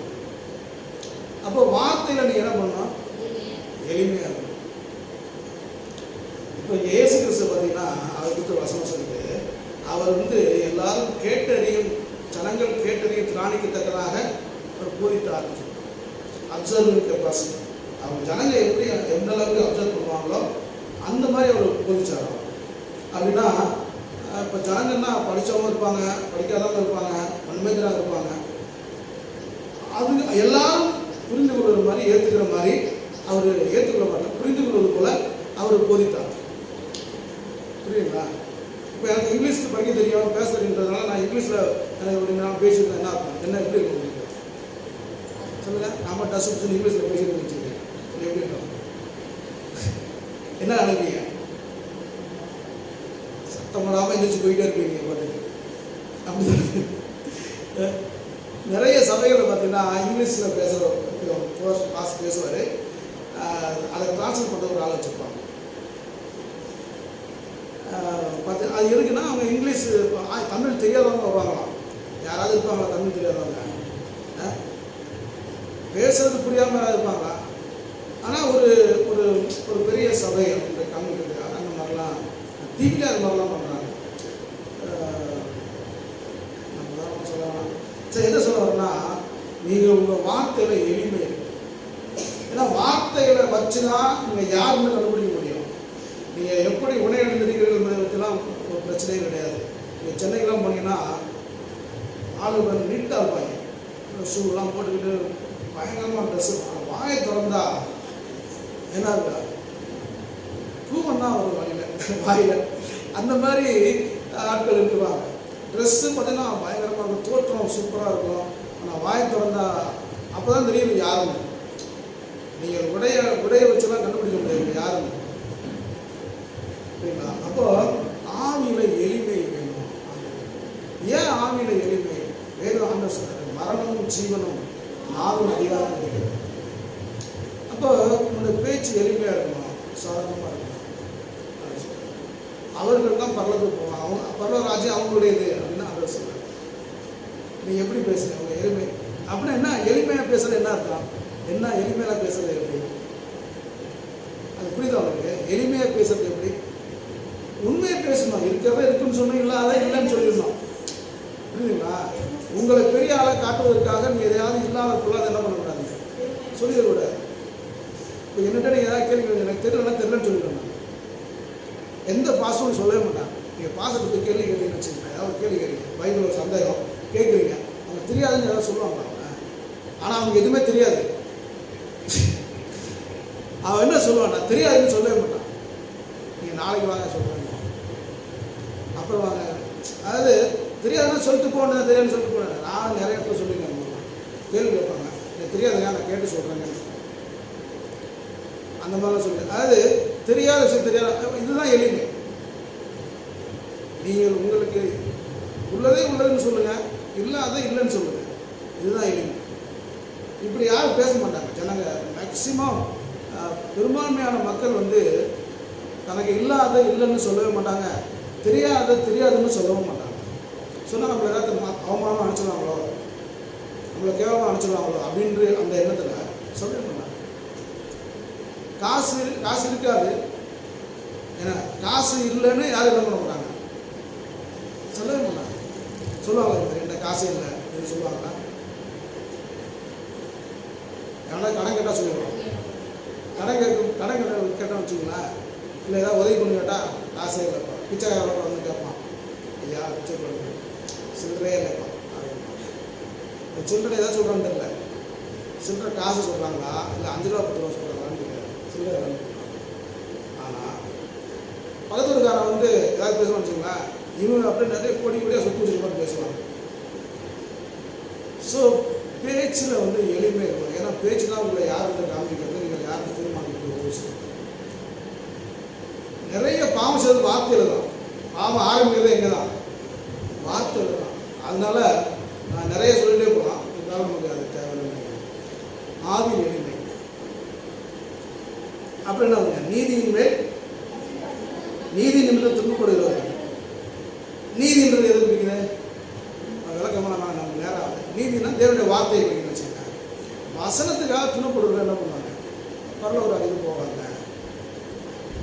இல்லை நம்ம ஏதாவது தப்பு பண்ணிட்டு துன்பப்பட்டால் அது கிடையாது. துன்பப்படுறோன்னு நீங்கள் பாட்டுக்கு வீட்டில் ஏதாவது பிரச்சனை பண்ணிட்டு சண்டை போட்டு துன்பமாக இருக்கணும், அதுக்கெல்லாம் கிடையாது. வசனத்து நிமித்தம் நீங்கள் உங்களுக்கு துன்பம் வந்துச்சுன்னா நீங்கள் பாக்கியவான்கள். ஆண்டவருக்காக நீங்கள் துன்பப்பட்டீங்கன்னா நீங்கள் பாக்கியவான்கள். பரலோக ராஜ்யம் உங்களுடைய. இது வந்து உபதேசம், தேவனுடைய உபதேசம். கள்ள உபதேசம் என்னது? இதுக்கு எதிராக கள்ள உபதேசம் பிசாசு போதிக்கிறோம். என்ன சொன்னாங்க? என்ன கள்ள உபதேசம்னா, இதுக்கு முன்னாடி இந்த கம்யூனிஸ்ட் நாசிஸ்ட் என்ன சொன்னாங்கன்னா, பரலோகம்லாம் ஒன்றும் கிடையாது, இதெல்லாம் சும்மா கட்டுக்கதை, இதை யாருமே பார்த்து வரல, ஒன்றும் நிரூபிக்கப்படலை, இதெல்லாம் ஒன்றும் கிடையாதுன்னு சொன்னாங்க. இது அவங்க சொன்னது. இதுதான். இதை வந்து அவங்களால என்ன பண்ணுவாங்க? அதாவது அவங்க இல்லைன்னு ஒன்று இருக்குன்னு சொல்கிறவங்க நிரூபிக்கல, இல்லைன்னு சொல்கிறவங்களும் நிரூபிக்கலை. இது பரலோகம் இல்லைன்னு யாரும் இன்னும் நிரூபிக்கலை. ஆனால் இப்போ பிசாசு என்ன பண்ணிருக்கான்னு சொன்னால் கொண்டு வரோம் அப்படின்னா, புதுசாக இப்போ உபதேசம் என்ன பண்ணா, நீங்கள் ஒரு முறை ரட்சிக்கப்பட்டால் போதும். எப்படியா? ஒரு முறை ரட்சிக்கப்பட்டால் போதும், நீங்கள் என்ன பாவம் வேணாலும் செஞ்சுக்கலாம், எதை வேணாலும் செஞ்சுக்கலாம். ஆனாலும் உங்களை என்ன பண்ண நரகத்தை ரொம்ப பண்ணாரு, பரலோகத்தில் கொண்டு போவார். ஏன்னா நீங்கள் ரசிக்க உங்கள் பாவத்தில் அவர் என்ன பண்ணிட்டாரு? அவர் சுமந்து தீர்த்தார். செஞ்ச பாவத்தை மாத்திரம் இல்லை, செய்ய போகிற பாவத்தை என்ன பண்ணிட்டார்? அவர் சுமந்து தீர்த்துட்டாரு. அதனால் நீங்கள் ஒரு தடவை ரசிக்கப்பட்டால் போதும், நீங்கள் அதுக்கப்புறம் என்ன பண்ணிக்கலாம், உங்களுக்கு பரலோகத்துக்கு ஆண்டவர் கொண்டு போயிடுவார் அப்படின்னு சொல்லிட்டு இருக்கோம். இது யார் சொல்கிறது இல்லைங்களா? உங்களுக்கு தெரிஞ்சாங்க தான் சொல்கிறாங்க. உங்களுக்கு தெரிஞ்சாங்க, எனக்கு தெரிஞ்சாங்க, உங்களுக்கு தெரிஞ்சாங்க, நல்லா தெரிஞ்சாங்க. ஜான் ஜெகராஜ், அப்புறம் மதுரையில் ஜஸ்டின் ஒருத்தர் இருக்கிறார், அவர், அப்புறம் விஜய் தாமஸ் இருக்கிறார் கேரளாவில் இருக்கிறார், அவர் பால் தங்கையாக ஒருத்தர் இருக்காரு, தெரியுங்களா? பால் தங்கை, அவரோட மகன் ஒருத்தர் புதுசாக வந்து கொடுக்குது. அவர் இந்த மாதிரி ஆட்கள்லாம் என்ன பண்ணுறாங்கன்னா, இந்த மாதிரி பேச கொண்டு வராங்க. ஒரு கூட வச்சுக்கப்படும். ஏன்னா அந்த ஜஸ்டின் ஒருத்தர் ரொம்ப அருமையாக பேசுகிறார். என்ன பேசுகிறாருன்னா, அவன் வேலைக்கு போயிட்டு கஷ்டப்பட்டு சர்ச்சைக்கு வரான், வேதனையோடு வர்றான், அவனை போய் நீ பாவ அறிக்கை பண்ணு, அதை பண்ணி அப்படின்னு சொல்லிட்டு. ஆனால் சந்தோஷமா அனுப்பியா, நல்லா ஆட்டம் போடு, டான்ஸ் ஆடி, நல்லா அடித்து ஆட்டம் போடு, நல்லா ஜாலியாக சந்தோஷமா ஆண்டவர் சமூகத்தில் அதான சொல்லி பைபிள் போட்டிருக்கு. நீ எதுக்கு வந்து இங்கேயே உட்காந்து அனுபவிக்கிற, அவனை பாவின்னு சொல்கிற, பாவத்தை அறிக்கை பண்ணு சொல்கிற அப்படின்னு பேசுகிறான். கேட்கறது நல்லா இருக்கும், ஜனங்களுக்கு கேட்கறதுக்கு, ஆஹா நமக்கு சப்போர்ட் பண்ணி பேசுகிறாரு அப்படின்னு நல்லா இருக்கும். ஆனால் உண்மை அது இல்லை. உண்மை என்னங்க? நீ தினந்தோறும் ரசிக்கப்படணும், தினந்தோறும் பாகரிக்கப்படணும், ஆண்டவர் ஆண்டோட ஒப்புரவாக இருக்கணும். இதெல்லாம் இருக்குது. திருவிழந்தே அதுக்கு தான் இல்லையா?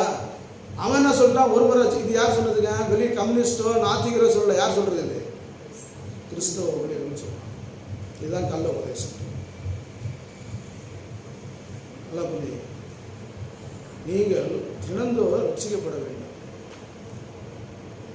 அப்போஸ்தலன் பவுல் சொல்றாரு, சிலுவைப்பட்ட உபதேசம் கெட்டு போறவர்களுக்கு வைத்தியம் இருக்கிறது, ரட்சிக்கப்படுகிற நமக்கோ அப்படின்னு என்ன? ரட்சிக்கப்படுகிற நமக்கோ அப்படின்னு ரட்சிக்கப்படுகிற பிரசன்ன சொல்றாரு. ஒவ்வொரு நாளும் என்ன பண்ணணும்? நீங்க ரட்சிக்கப்பட்டே இருக்கணும். அது நமக்கு தேவ பலன். தினந்தோறும் நீங்க என்ன பண்ணணும்? பாவ அறிக்கை பண்ணி உங்களை சுத்தம் பண்ணிக்கணும். வீட்டை சுத்தம் பண்றல, டெய்லி வாகனத்தை சுத்தம் பண்றோம்ல, ஓட்டுக்கு முன்னாடி வாகனத்தை சுத்தம் பண்றோம்ல, வீட்டை சுத்தம் பண்றோம்ல, அவங்க இருதயத்துக்கு தினந்தோறும் என்ன பண்ணணும்? நீங்க சுத்தம் பண்ணணும். நீங்கள் என்னதான் சுத்தம் பண்ணுறீங்க, வெளியே போனீங்கன்னா பாவம் உங்களுக்குள்ள வந்துடும். கண்ணு மூலமாக, வாய் மூலமாக, காது மூலமாக உங்களுக்குள்ள என்ன வந்துடும்? பாவம் உள்ள வந்துடும். இப்போ தினமும் அடுத்த நாள் என்ன பண்ணணும்? அதை சுத்தம் பண்ணணும், இருதயத்தை சுத்தம் பண்ணணும். அதுக்கு பாவ அறிக்கை பண்ணணும். தன் பாவங்களை வாய்க்கிறவன் வாழ்வடைய மாட்டான், அறிக்கை செஞ்சு விட்டுக்கிறவனும் இறக்கப்படுவான். ஸோ இதை ஒவ்வொரு நாள் நீங்கள் செய்யணும். இதுதான் நிகழ்கால ரட்சிப்பு. புதிய ஜீவனாக மாறும். இயேசு உள்ள வரும்போது, முதல்ல ரட்சிக்கப்படும் போது நீங்கள் புதிய ஜீவனாக மாறுவீங்க. அந்த புதிய ஜீவன் பரிபூர்ண ஜீவனாக மாறணும். அது மரணம் வரைக்கும் உங்களுக்கு மாறிக்கிட்டே இருக்கும். ஒவ்வொரு நாளும் மாறிடும். பரிபூர்ண மரணம் அடையும் போது அது நித்திய ஜீவனாக மாறும். புதிய ஜீவன், பரிபூர்ண ஜீவன், மூணாவது சொல்லி நித்திய ஜீவன். இந்த வாழ்க்கை நீங்கள் இப்போ இங்கே உள்ள எல்லாரும், ரட்சிக்கப்பட்ட எல்லாரும் பரிபூர்ண ஜீவன் நோக்கி நீங்கள் போயிட்டு இருக்கீங்க.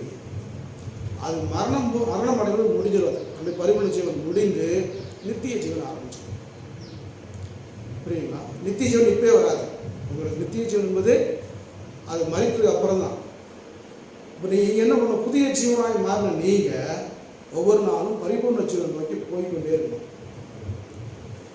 நான் சொல்ல புரியுதா உங்களுக்கு? இதுதான் நான் சரியான தேவனுடைய உபதேசம். ஆனால் பிசாசு என்ன பண்ணுறான், நான் ஊழியக்காரங்களை வச்சு என்ன சொல்கிறாங்க, நீ ஒரு முறை வச்சுக்கப்பட்டால் போதும், நீ என்ன வேணாலும் செஞ்சுக்கலாம், ஆண்டவன் என்ன பண்ணிடுவார், பரலத்துக்கு கொண்டு போயிடுவார்னு சொல்லி தவறான உபதேசத்தை கொடுக்கிறார். இப்படி வஞ்சிக்கப்படக்கூடாது. நிறைய பேர் என்ன பண்ணுறாங்க, சபையில் உட்காந்து விசில் அடிச்சுக்கிட்டு டான்ஸ் ஆடிக்கிட்டு அது இதையும் பண்ணிக்கிட்டு என்ன பண்ணுறான், கொள்ளையடிச்சுட்டு. அன்றைக்கி பேப்பரில் பார்க்குறோம், ஒரு டிஎல்சி அந்த ஸ்தாபனத்தில் வந்து அந்த இதை நிர்வாகம் பண்ணுறதுக்காக மோதல், 2 தரப்பு மோதல்னு போலீஸ்லாம் வந்துருச்சுன்னு சொல்லி அரசு பண்ணாங்கன்னு பேப்பரில் போட்டிருக்காங்க. கிறிஸ்தவங்கெல்லாம் எதுக்கு அடிச்சுக்கிட்டு வெட்டிக்கிட்டு குத்திக்கிட்டு போலீஸ் உட்காந்துக்கிட்டு கிறிஸ்தவம் நல்லா. அப்போ எங்கே அன்பு இருக்குது, எங்கே விட்டு கொடுத்துருக்கு, எங்கே சகித்தன்மை எங்கே இருக்குது, எங்கே சாந்தம் இருக்குது, என்ன அதெல்லாம் இருக்காங்க? ஒன்றுமே இல்லைங்க. அப்புறம் என்ன கிறிஸ்தவம்? அடுத்த வருஷம் வாசிங்க. வருஷம்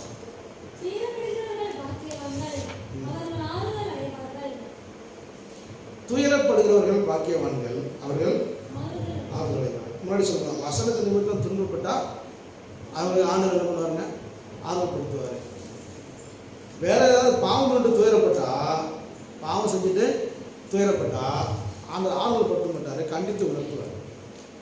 நீங்கள் தப்பு பண்ணிட்டு துயரப்படுறீங்க, நீங்கள் தெரிஞ்சோ தெரியாமலோ ஒரு தப்பு பண்ணிட்டீங்க, வருத்தப்படுறீங்க, ஐயோ ஆண்டவரே இவ்வளோ தப்பு பண்ணிட்டான், என்ன பண்ணுறது, என் சூழ்நிலை அது மாதிரி அப்படின்னு அப்படிதான் சொல்லணும்ப்பா. தப்பு பண்ணுறோன்னு ஒத்துக்க மாட்டோம்ப்பா. நம்ம என்ன சொல்லணும்னா, சூழ்நிலை இன்னொரு மேலே பழிய போடுவோம். சூழ்நிலை அது மாதிரி, சொந்தக்காரன் கம்பல் பண்ணான், இந்த மாதிரி சொல்லணும்ப்பா. இப்போ ஆண்டவர் என்ன பண்ணுவாருன்னா, அவங்கள ஆறுதல் படுத்த மாட்டார். என்ன பண்ணுவாருங்களா, கண்டித்து உணர்த்துவார். நீ செய்ய தப்பு உணர்த்துவார். உணர்த்தும் போது நம்ம மறந்து போகணும். நல்லா பண்ணி அப்போ துயரப்படுறது பாக்கியவான்கள். நீங்கள் என்ன பண்ண, ஆண்டவர் உங்களுக்கு ஆறுதல் கொடுப்பாரு அப்படின்னு சொல்கிறார். ஆனால் கள்ள உபதேசம் என்ன தெரியுங்களா, இதை தான் நீங்கள் தெரிஞ்சுக்கணும். இப்போ செழிப்பு உபதேசம் ஒன்று இருக்கு. செழிப்பு, அதுக்கு இன்னொரு பேர் என்ன, ஹைப்பர் கிரேஸ். இன்னொரு பேர் என்ன, ஹைப்பர் கிரேஸ். அதில் புஸ்தகம்லாம் வந்து ஹைப்பர் கிரேஸ்னு புஸ்தகம்லாம் வந்து அவங்க என்னன்னா, நீங்கள் துயரமே படாதீங்க, கவலையே படாதீங்க, ஆண்டவர் எல்லாத்தையும் உங்களுக்கு கொடுப்பாரு அப்படின்னு சொல்லி சொல்கிறாங்க. நல்ல என்ன செழிப்பு அந்த உபதேசம் என்னன்னு சொன்னால், நீங்கள் ஒரு ரோட்டில் போகிறீங்க, ஒரு கார் நிற்கிது, ஒரு பிஎம்டபிள்யூ கார் நிற்கிது. அந்த கார் உங்களுக்கு வேணும்னு நினைக்கிறீங்க. நீங்கள் உடனே நீங்கள் என்ன பண்ணணும், போய் இந்த கார் மேலே கையை வச்சு ஒரு ஜெபம் பண்ணணும். ஆண்டவரே இந்த காரை எங்களுக்கு சொந்தமாக கொடுங்க, நீங்கள் செய்ய போகிறதுக்காக நன்றி சொல்லுங்கள், இது என்னோட கார் இல்லை, அடுத்தவங்க கார், 1 கோடி ரூபாய் கார் அது. அதை போய் கையை வச்சு ஜெபம் பண்ணி இவருக்கு சொந்தமாகிக்கணுமா. அதான் சொல்லி இது மாதிரி பார்க்குறதுல உங்களுக்கு வேணுங்கிறதெல்லாம் என்ன பண்ணுவீங்க, அதை சொந்தமாக தான் கேட்டது அடுத்த விஷயம். ஆனால் நீங்கள் அப்படி ஜெபம் பண்ணால் ஆண்டவர் என்ன பண்ணிடுவாராம், உங்களுக்கு கொடுத்துருவாராம். இதெல்லாம் கொடுத்துருவார். கேட்கறதெல்லாம் ஏன்னா அவர் கொடுக்குறேன்னு சொல்லிடுறாரு. கேளுங்க அப்படி உங்களுக்கும் கொடுக்கணும்னு சொல்லியிருக்காருல்ல, அதனால் அவர் கொடுப்பாரு, நீ கேளு. எல்லாத்தையும் பைத்தியக்காரன் ஆக்கிட்டு இருக்கானுங்க எல்லாம்.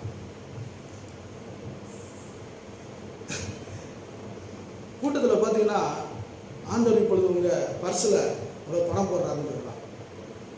100 ரூபா நோட்டு 2000 நோட்டாக மாறப்போகுது. யாரெல்லாம் பண கஷ்டம் இருக்கிறீங்களோ, உங்கள் பர்ஸில் 100 ரூபா வச்சுருந்தீங்கன்னா அது இப்போ என்ன மாறப்போகுது, 2000 நோட்டாக மாறப்போகுது அப்படின்னா எல்லாம் கை தட்டி ஒரே ஆரவாரம் பண்ணுறாங்க. சொன்னேன்னா இப்போ எல்லாம் பர்ஸ் வந்து பாருங்க அப்படின்னா ஒரு 4 பேர் என்ன பண்ணுறாங்க, பர்ஸ் வந்து ஏதோ 300 ரூபா வச்சுருந்தேன் இப்போ 2000 ரூபா மாறிடுச்சுன்னு காட்டுறாங்க. என்ன அநியாயம் இது? அந்த பணம் எங்கே இருந்துச்சு? 2000 நோட்டு கள்ள நோட்டு தானே இருந்தது. அப்படியே ஆண்டவர் எந்த பணம் வைப்பார்?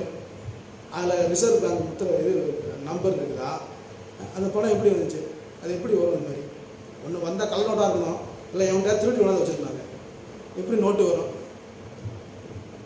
சொல்லுவாங்க? அந்த மாதிரி சொல்கிறான். அப்புறம் என்ன பண்ணுறான், உங்கள் ஃபோனுக்கெல்லாம் ஆண்டவர் ரீசார்ஜ் பண்ண போகிறாருன்றான். ரீசார்ஜ் பண்ண ஃபோன்லாம் உங்களுக்கு வந்து ரீசார்ஜ் பண்ணிட்டுருக்காரு அப்படிங்கிறான். ஒருத்தர் என்ன பண்ணுறான், இதெல்லாம் நீங்கள் யூடியூப்பில் வருது, நான் சொல்லலை, இதெல்லாம் யூடியூப்பில் வருது, நீங்கள் பாருங்கள். ஒருத்தர் சொல்கிறான், நீங்கள் கடன் பிரச்சனை இருக்கிறீங்க, உங்களுக்கு எந்த பேங்க்கில், உங்களுக்கு ஆந்திரா பேங்க்கில் அக்கௌண்ட் இருக்கா அப்படின்னு. ஆமாம் ஆந்திரா பேங்க்கில் அக்கௌண்ட் இருக்குது. உங்கள் பேங்க் அக்கௌண்ட்டில் 68 லட்சம் ஆண்டவர் போட்டிருக்காரு. எவ்வளோங்க? 68 லட்சம் போட்டிருக்காருன்னு சொல்கிறாங்க. அவனும் ஆமான்றான். ஆமாம் பார்த்துட்டு, ஆமாம் என் அக்கௌண்ட்டில் ஃபோனை பார்த்துட்டு மெசேஜ் வந்துருச்சு, 68 லட்சம் கிரெடிட் ஆகிருக்கு அப்படின்னு சொல்கிறான். எங்கே இருந்துச்சு 68 லட்சம்? அங்கே எந்த பேங்க்கு கொள்ளையடிச்சு ஆண்டவர் போட வராது மாதிரி யோசிச்சு பாருங்க. இதை ஒரு கூட்டம், ஆயிரக்கணக்கான பேர் கூட்டம் கேட்டு கைத்தட்டி உட்காந்துருக்காங்க. எவ்வளோ அநியாயம் நடக்குது. இதெல்லாம் யார் சொல்கிறது தெரியுங்களா? கிறிஸ்தவன் தான் சொல்கிறான். இந்த பைபிளை வச்சுட்டு தான் சொல்கிறான். உனக்கு துயரமும் கிடையாது, ஒன்றும் கிடையாது, உனக்கு ஆண்டவர் செழிப்பு இருந்தால் கொடுக்குற வாங்கிக்க, லட்ச லட்சமாக கொடுக்க போகிறாருன்னு சொல்லி போயிச்சிட்டு இருக்கலாம். அதை நம்பி கூட்டம் போகுதாங்க. பல்லில் ஓட்டை வந்து அதை அடைக்கிறான் டாக்டர், பல் டாக்டர். இந்த சிமெண்ட் ஏதோ ஒன்று சொல்லுவான், கெமிக்கல், அதை போட்டு அடைச்சி விட்டுறான். இவன் என்ன சொல்கிறான், அவன் பல்லு அந்த கெமிக்கல் வந்து தங்கமாக மாறுதுன்றான். எப்படி? என்னைக்கோ அடைச்சது பல்லு அடைச்சிருக்காங்களா அந்த கெமிக்கலு, அது வந்து இப்போ தங்கமாக மாறுது, செக் பண்ணி பாருங்கன்னா 4 பேர் வந்து ஆமாம் தங்கமாக மாறிடுச்சுன்றான். என்ன அநியாயம் மாதிரி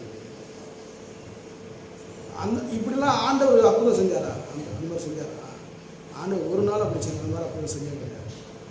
இதுக்கு முன்னாடி என்ன பண்ணிட்டு இருந்தாங்க, தள்ளி விட்டுருந்தாங்க. ஆளுக்கு நெத்தில் கை வச்சு என்ன பண்ணுறதுங்க, டிஷ் அப்படின்னா கீழே விழுவாங்க. பேர் 4 பேர் விழுவாங்க. கீழே விழுந்தாலே வல்லமை, ஆண்டோட வல்லமை இது அப்படின்னு சொல்லுவாங்க. இப்போ நிறைய பேர் ஏமாற்ற ஆரம்பிச்சிட்டான். அது தெரிஞ்சு போச்சு. இனிமேல் ஏமாத்தினா கண்டுபிடிச்சிடுவாங்க அப்படின்னு இப்போ அதை விட்டுட்டாங்க. இப்போ இந்த மாதிரி பேச ஆரம்பிச்சிட்டாங்க. பணம் வருது, அது வருது, இது வருதுன்னு சொல்லிட்டு பண்ணிட்டு இருக்காங்க. அப்போ நீங்கள் என்ன பேச சொல்கிறீங்க? இப்பெல்லாம் இதெல்லாம் ஒன்றுமே கிடையாது. இது உங்களை ஏமாத்துறான் பிசாசு. ஆண்டவர் சொல்றாரு, நீ வசனம் இருந்து என்ன பண்ண, துன்பப்படு அப்படின்னு வேதம் சொல்லுது. இப்போ ஒரு வசனம் வச்சுங்க, 2 தீமோத்தேயு 4ஆம் அதிகாரம் 2ஆம் வசனம் வாசிங்க.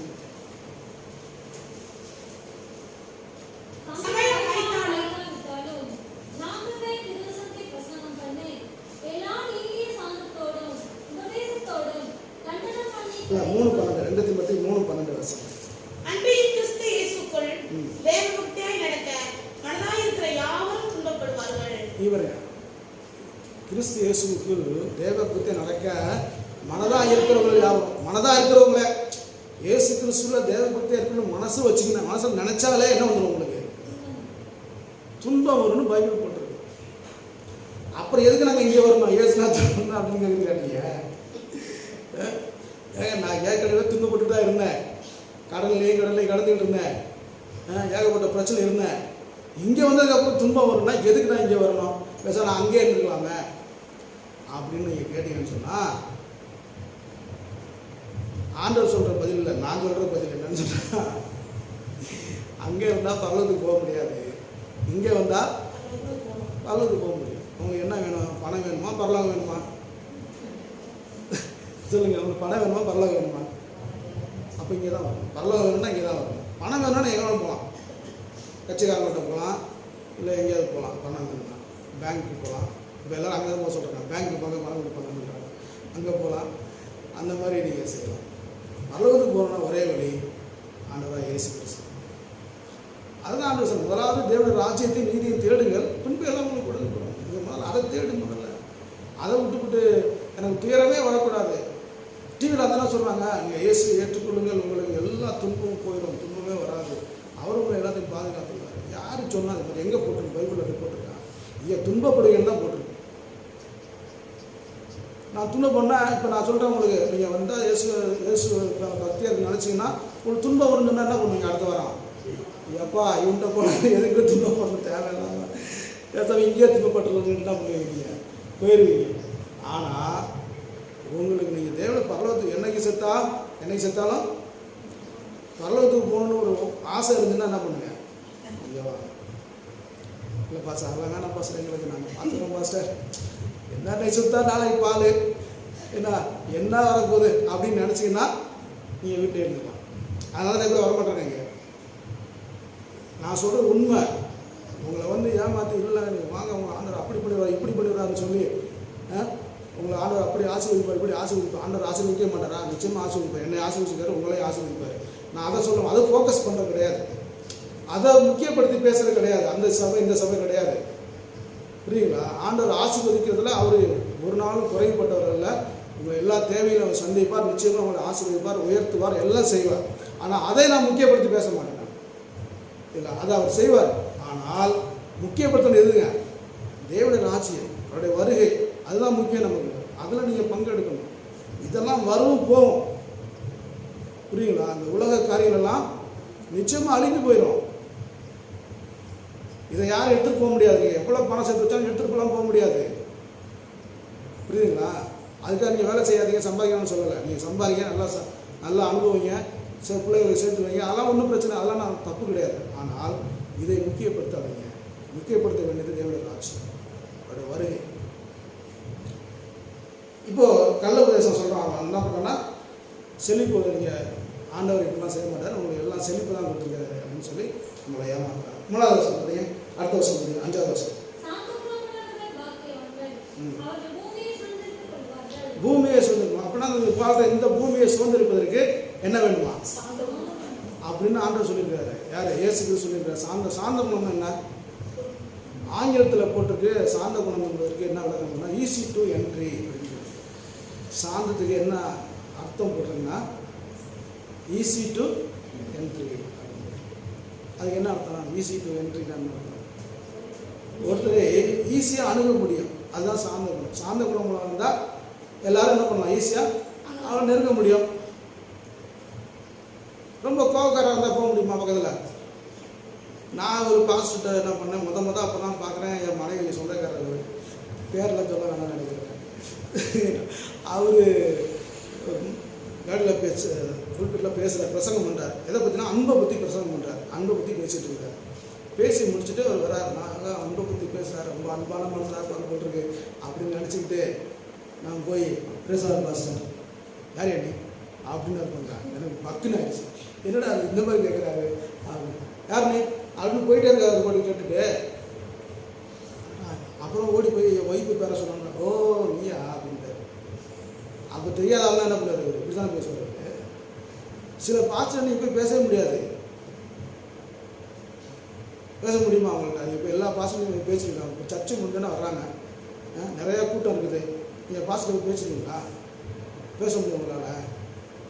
நான் பார்த்து நிறைய சபையில் பார்த்தீங்கன்னா ஜெபம் பண்ணுறதுன்னு ஆள் வச்சுருப்பாங்க. பாஸ்டர் ஜெபம் பண்ண மாட்டார். ஜெபம் பண்ணுறதுன்னு ஆளுங்க வச்சுருப்பாங்க. இந்த பாக்கியராஜ் மாதிரி நம்ம ஜெபம் பண்ணுங்கன்னா ஜெபம் பண்ண எல்லாத்தையும் ஜெபம் பண்ண வேண்டியதுதான். அவங்க ஜெபம் பண்ணுவாங்க. பாஸ்டர் நெருங்கவே முடியாது. பெரிய பெரிய ஊழியக்காரங்களாம் என்ன பண்ணுவாங்க, இங்கே நெருங்கி கிட்ட போக முடியாது.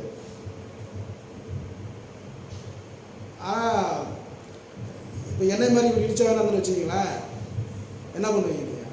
நீங்கள் எந்த நேரத்தில் வேணாலும் ஃபோன் பண்ணுவீங்க. ஏன்னா நைட்டு 1 மணிக்கு சிவரியர் குச்சிக்குள்ளே வீட்டுக்குள்ளே வருவீங்க. வந்த ஆளுங்க தான் அந்த மாதிரிலாம் பண்ணுவீங்க. ஏன்னா இந்த ஆள் என்ன சொன்னாலும் கேட்பாரு, கூப்பிட்டா வருவார் உடனே அப்படின்ட்டு அந்த மாதிரி.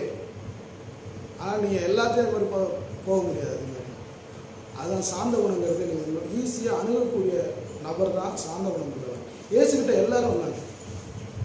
சிறு பிள்ளைங்க வந்தாங்க, வியாதி குஷ்டரோகி வந்தான், கண்ணு தெரியாத வந்தான். எல்லார்ட்டும் இயேசுக்கிட்ட போக முடிஞ்சதுங்க. அவர் தேவகுமாரன், அவரை சுற்றி நிறைய பேர் இருந்தாங்க தான்.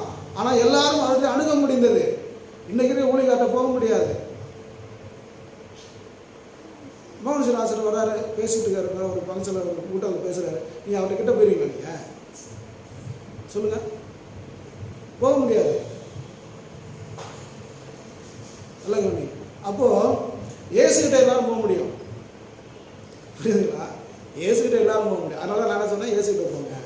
மனுஷன்ல போகாதீங்க. அப்போ நீ அப்படிப்பட்ட ஆளாக இருந்தால் பூமியை சுதந்திரிக்க முடியும் அப்படின்னு சொல்லி ஆண்டவர் சொல்றாரு. ஆனால் கள்ள உபதேசம் என்ன தெரியுங்களா? பூமியை சுதந்திரிக்கிறதுக்கு என்ன பண்ணுமா? நிறைய காணிக்கைகளா, நிறைய கேட்டு வாங்க ஜனங்கள்கிட்ட. நீ நல்லா பணத்தை சேர்த்துக்க, சொத்தை சேர்த்துக்க. ஏன் அப்படி இடிச்சவத்தனமாக இருக்கிற? என்கிட்ட சொல்கிறான், என்ன நீ இப்படி இடிச்சவத்தனமாக இருக்கிற? இன்னொரு உண்டியில் 2 உண்டியில் வை. ஒன்று காணிக்க, இன்னொன்று என்னது பில்டிங் ஃபண்ட் போட்டு வை, அதை போட சொல்லு. அவங்க ஏழைங்கப்பா, அவங்களாம் அந்த ஆள் வேலைக்கு போகிறாங்க, அவங்கள தான் வாங்கணும் அப்படின்னா போங்க. அந்த மாதிரி நான் என்ன சொல்கிறேன்னா, உலகத்தை பூமியை சுதந்திரிக்க பணத்தை சேர்ந்து விசாரிச்சு சொல்கிறான். ஒருத்தர் சொல்கிறது நான் சொந்தமாக விமானம் வாங்கணும், நான் காசு கொண்டு கேட்குறாரு ஊழியக்காரர். தெரியுமா அது யாருங்க? அவர் சொந்தமாக ஃப்ளைட் வாங்கணுமா? சொந்தமாக ஒரு சில சொந்தமாக ஃப்ளைட் இருக்குது, ஆனால் வெளியே தெரியாது யாருக்கலாம். ஊழியக்காரங்க சொல்கிறாங்க.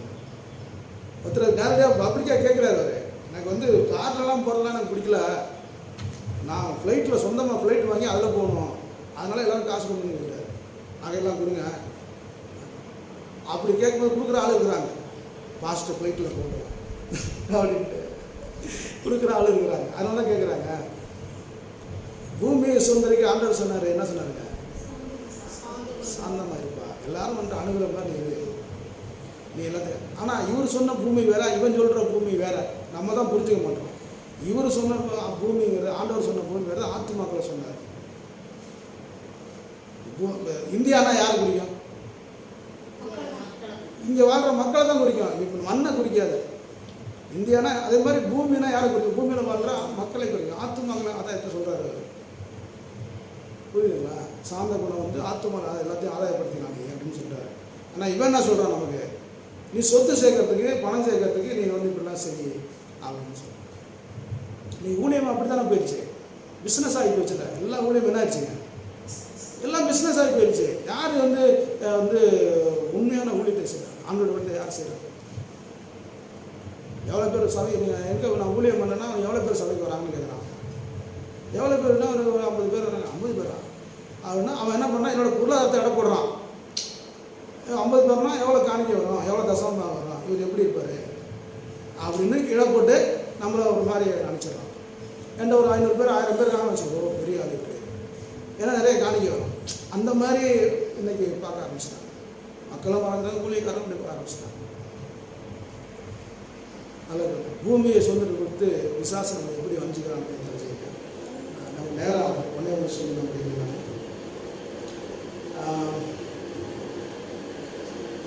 9ஆம் வசனம்.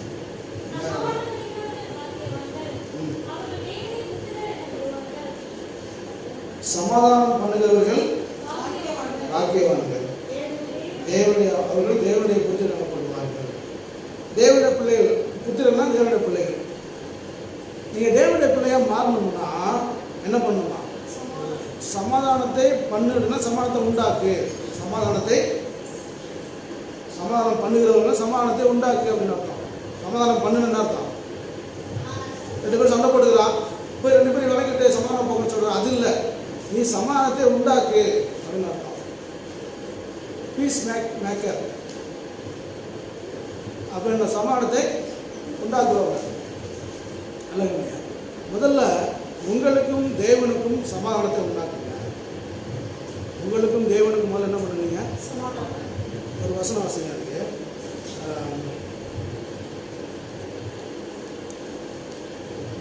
எபேசியர் 2ஆம் அதிகாரம் 16ஆம் வசனம்.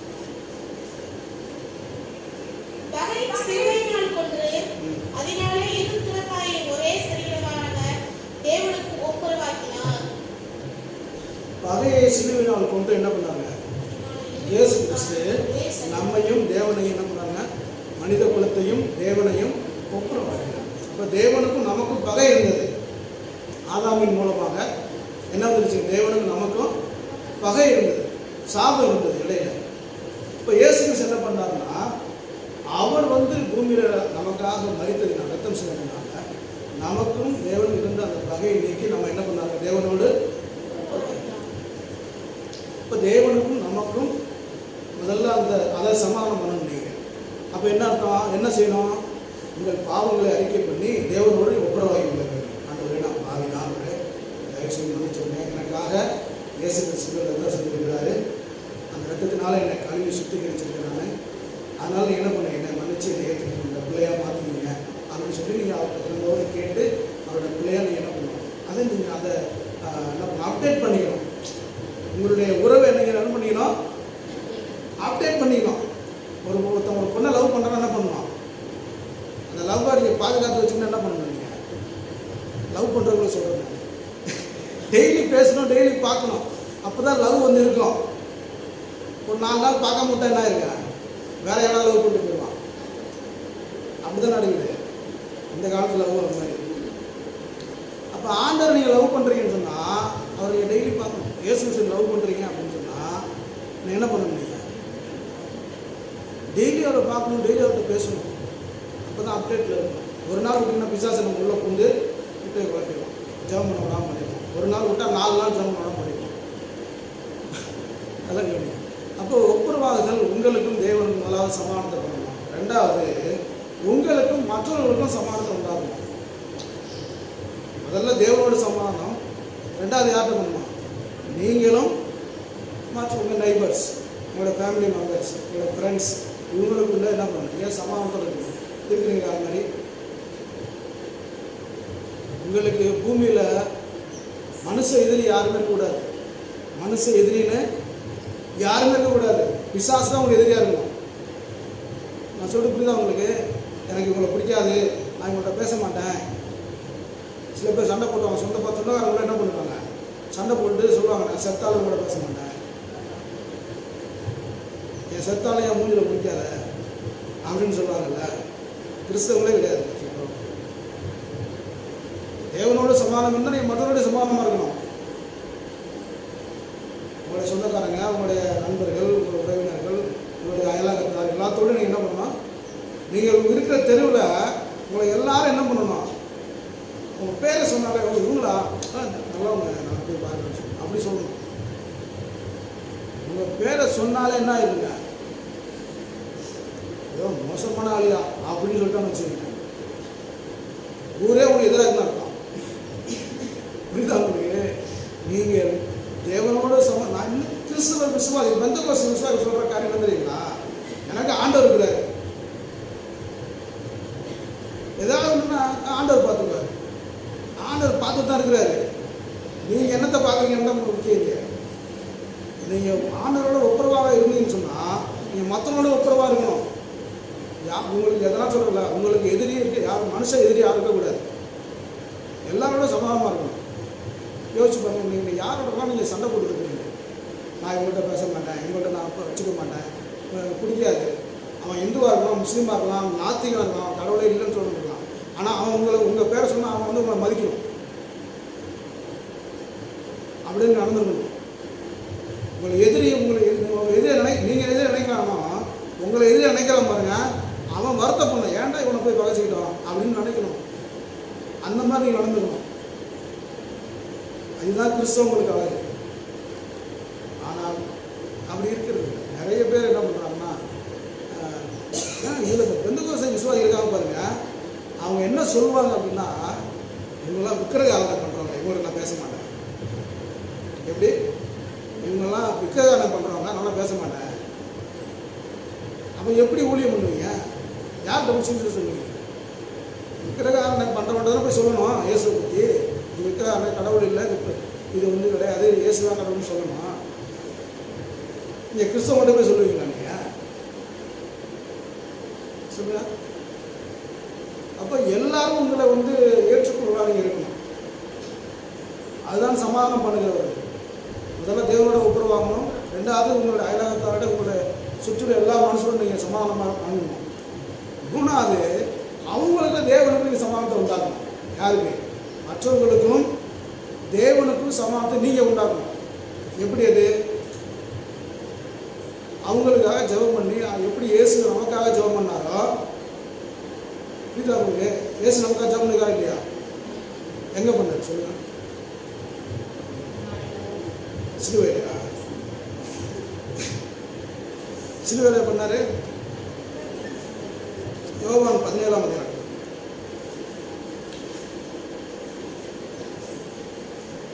யோவான் 17:20 வசனம். இதெல்லாம் குறித்து வச்சுக்கணும் வசனம். யோவான் 17ஆம் அதிகாரம் 20 வசனம் வாசிங்க.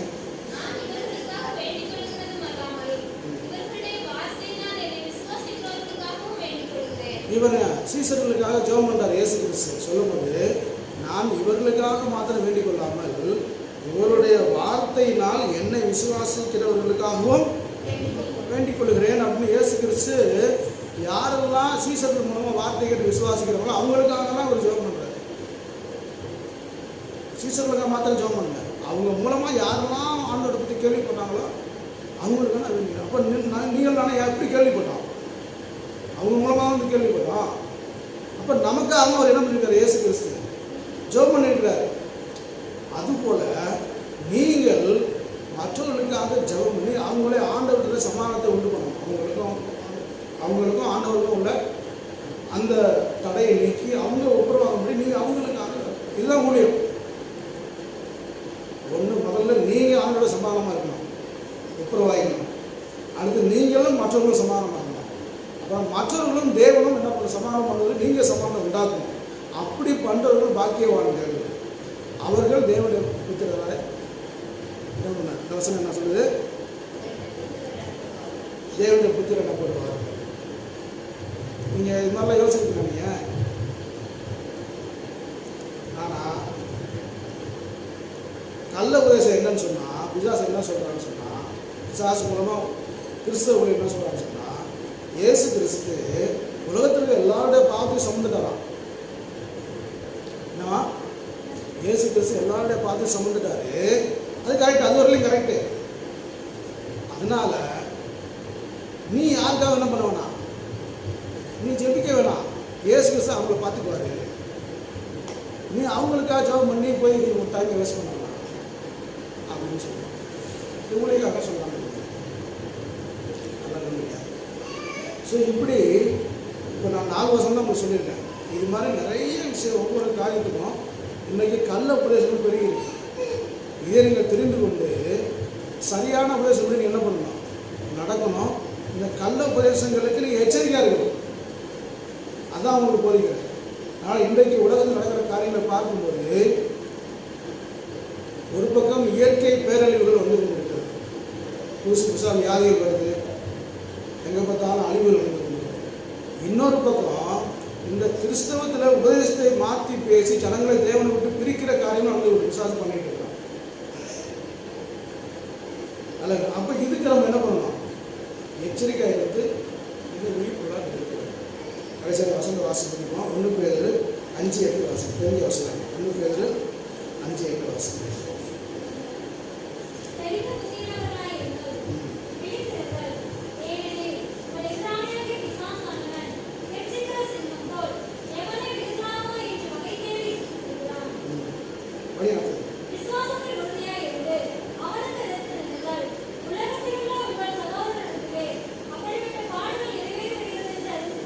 பேதுரு ரொம்ப அழகாக சொல்றார், தெளிந்த புத்திரர்களாக இருங்கள், விழித்திருங்கள்.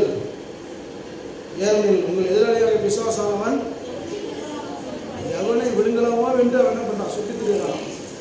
இவன் விழுங்க போகிறது இந்துக்களையோ முஸ்லீம்களோ கிடையாது. நல்லா கவனிங்க. அவன் அவங்கள போய் விழுங்க. அவன் ஏற்கனவே அவங்க பிசாசுக்குள்ளே இருக்கிறாங்க. அவன் யாரை விழுங்க பார்க்குறான்னு சொன்னால், உண்மையாக ரட்சிக்கப்பட்ட கிறிஸ்தவர்கள் தான் என்ன பண்ணுறாங்க, விழுங்க பார்க்குறான். அப்போ நம்ம தான் என்ன பண்ணணும், ரொம்ப ஜாக்கிரதையாக இருக்கணும், எச்சரிக்கையாக இருக்கணும். அப்போ நீங்கள் வேதத்தை அதிகமாக வாசிக்கணும்.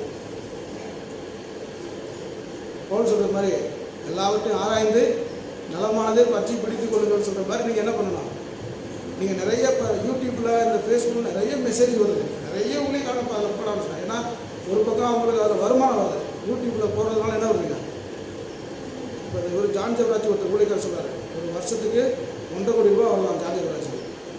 அப்படிலாம் சொல்லலாம். நான் சொல்கிறேன், யூடியூப்பில் ஒரு ஊழியக்காரர் சொல்கிறார், ஜான் ஜெபராஜுக்கு ஒரு வருஷத்துக்கு 1.5 கோடி ரூபா வருது. அப்போ பாட்டு செய்திலாம் போடுறதில்ல. அவருக்கு அப்படின்னா பெரிய பெரிய ஊழியக்காரங்க எவ்வளோ யூடியூப் வராங்க. இந்த பாட்டு நிறைய பேர் இந்த யூடியூப்பில் போகிற அதுக்காக தான் இந்த பாட்டெல்லாம் போட்டு மியூசிக் போட்டு இது பண்ணுறாங்க இல்லையா, அது மாதிரி பண்ணுறாங்க. ஸோ ஒரு பக்கம் அதுக்காக பண்ணுறாங்க. இன்னொரு பக்கம்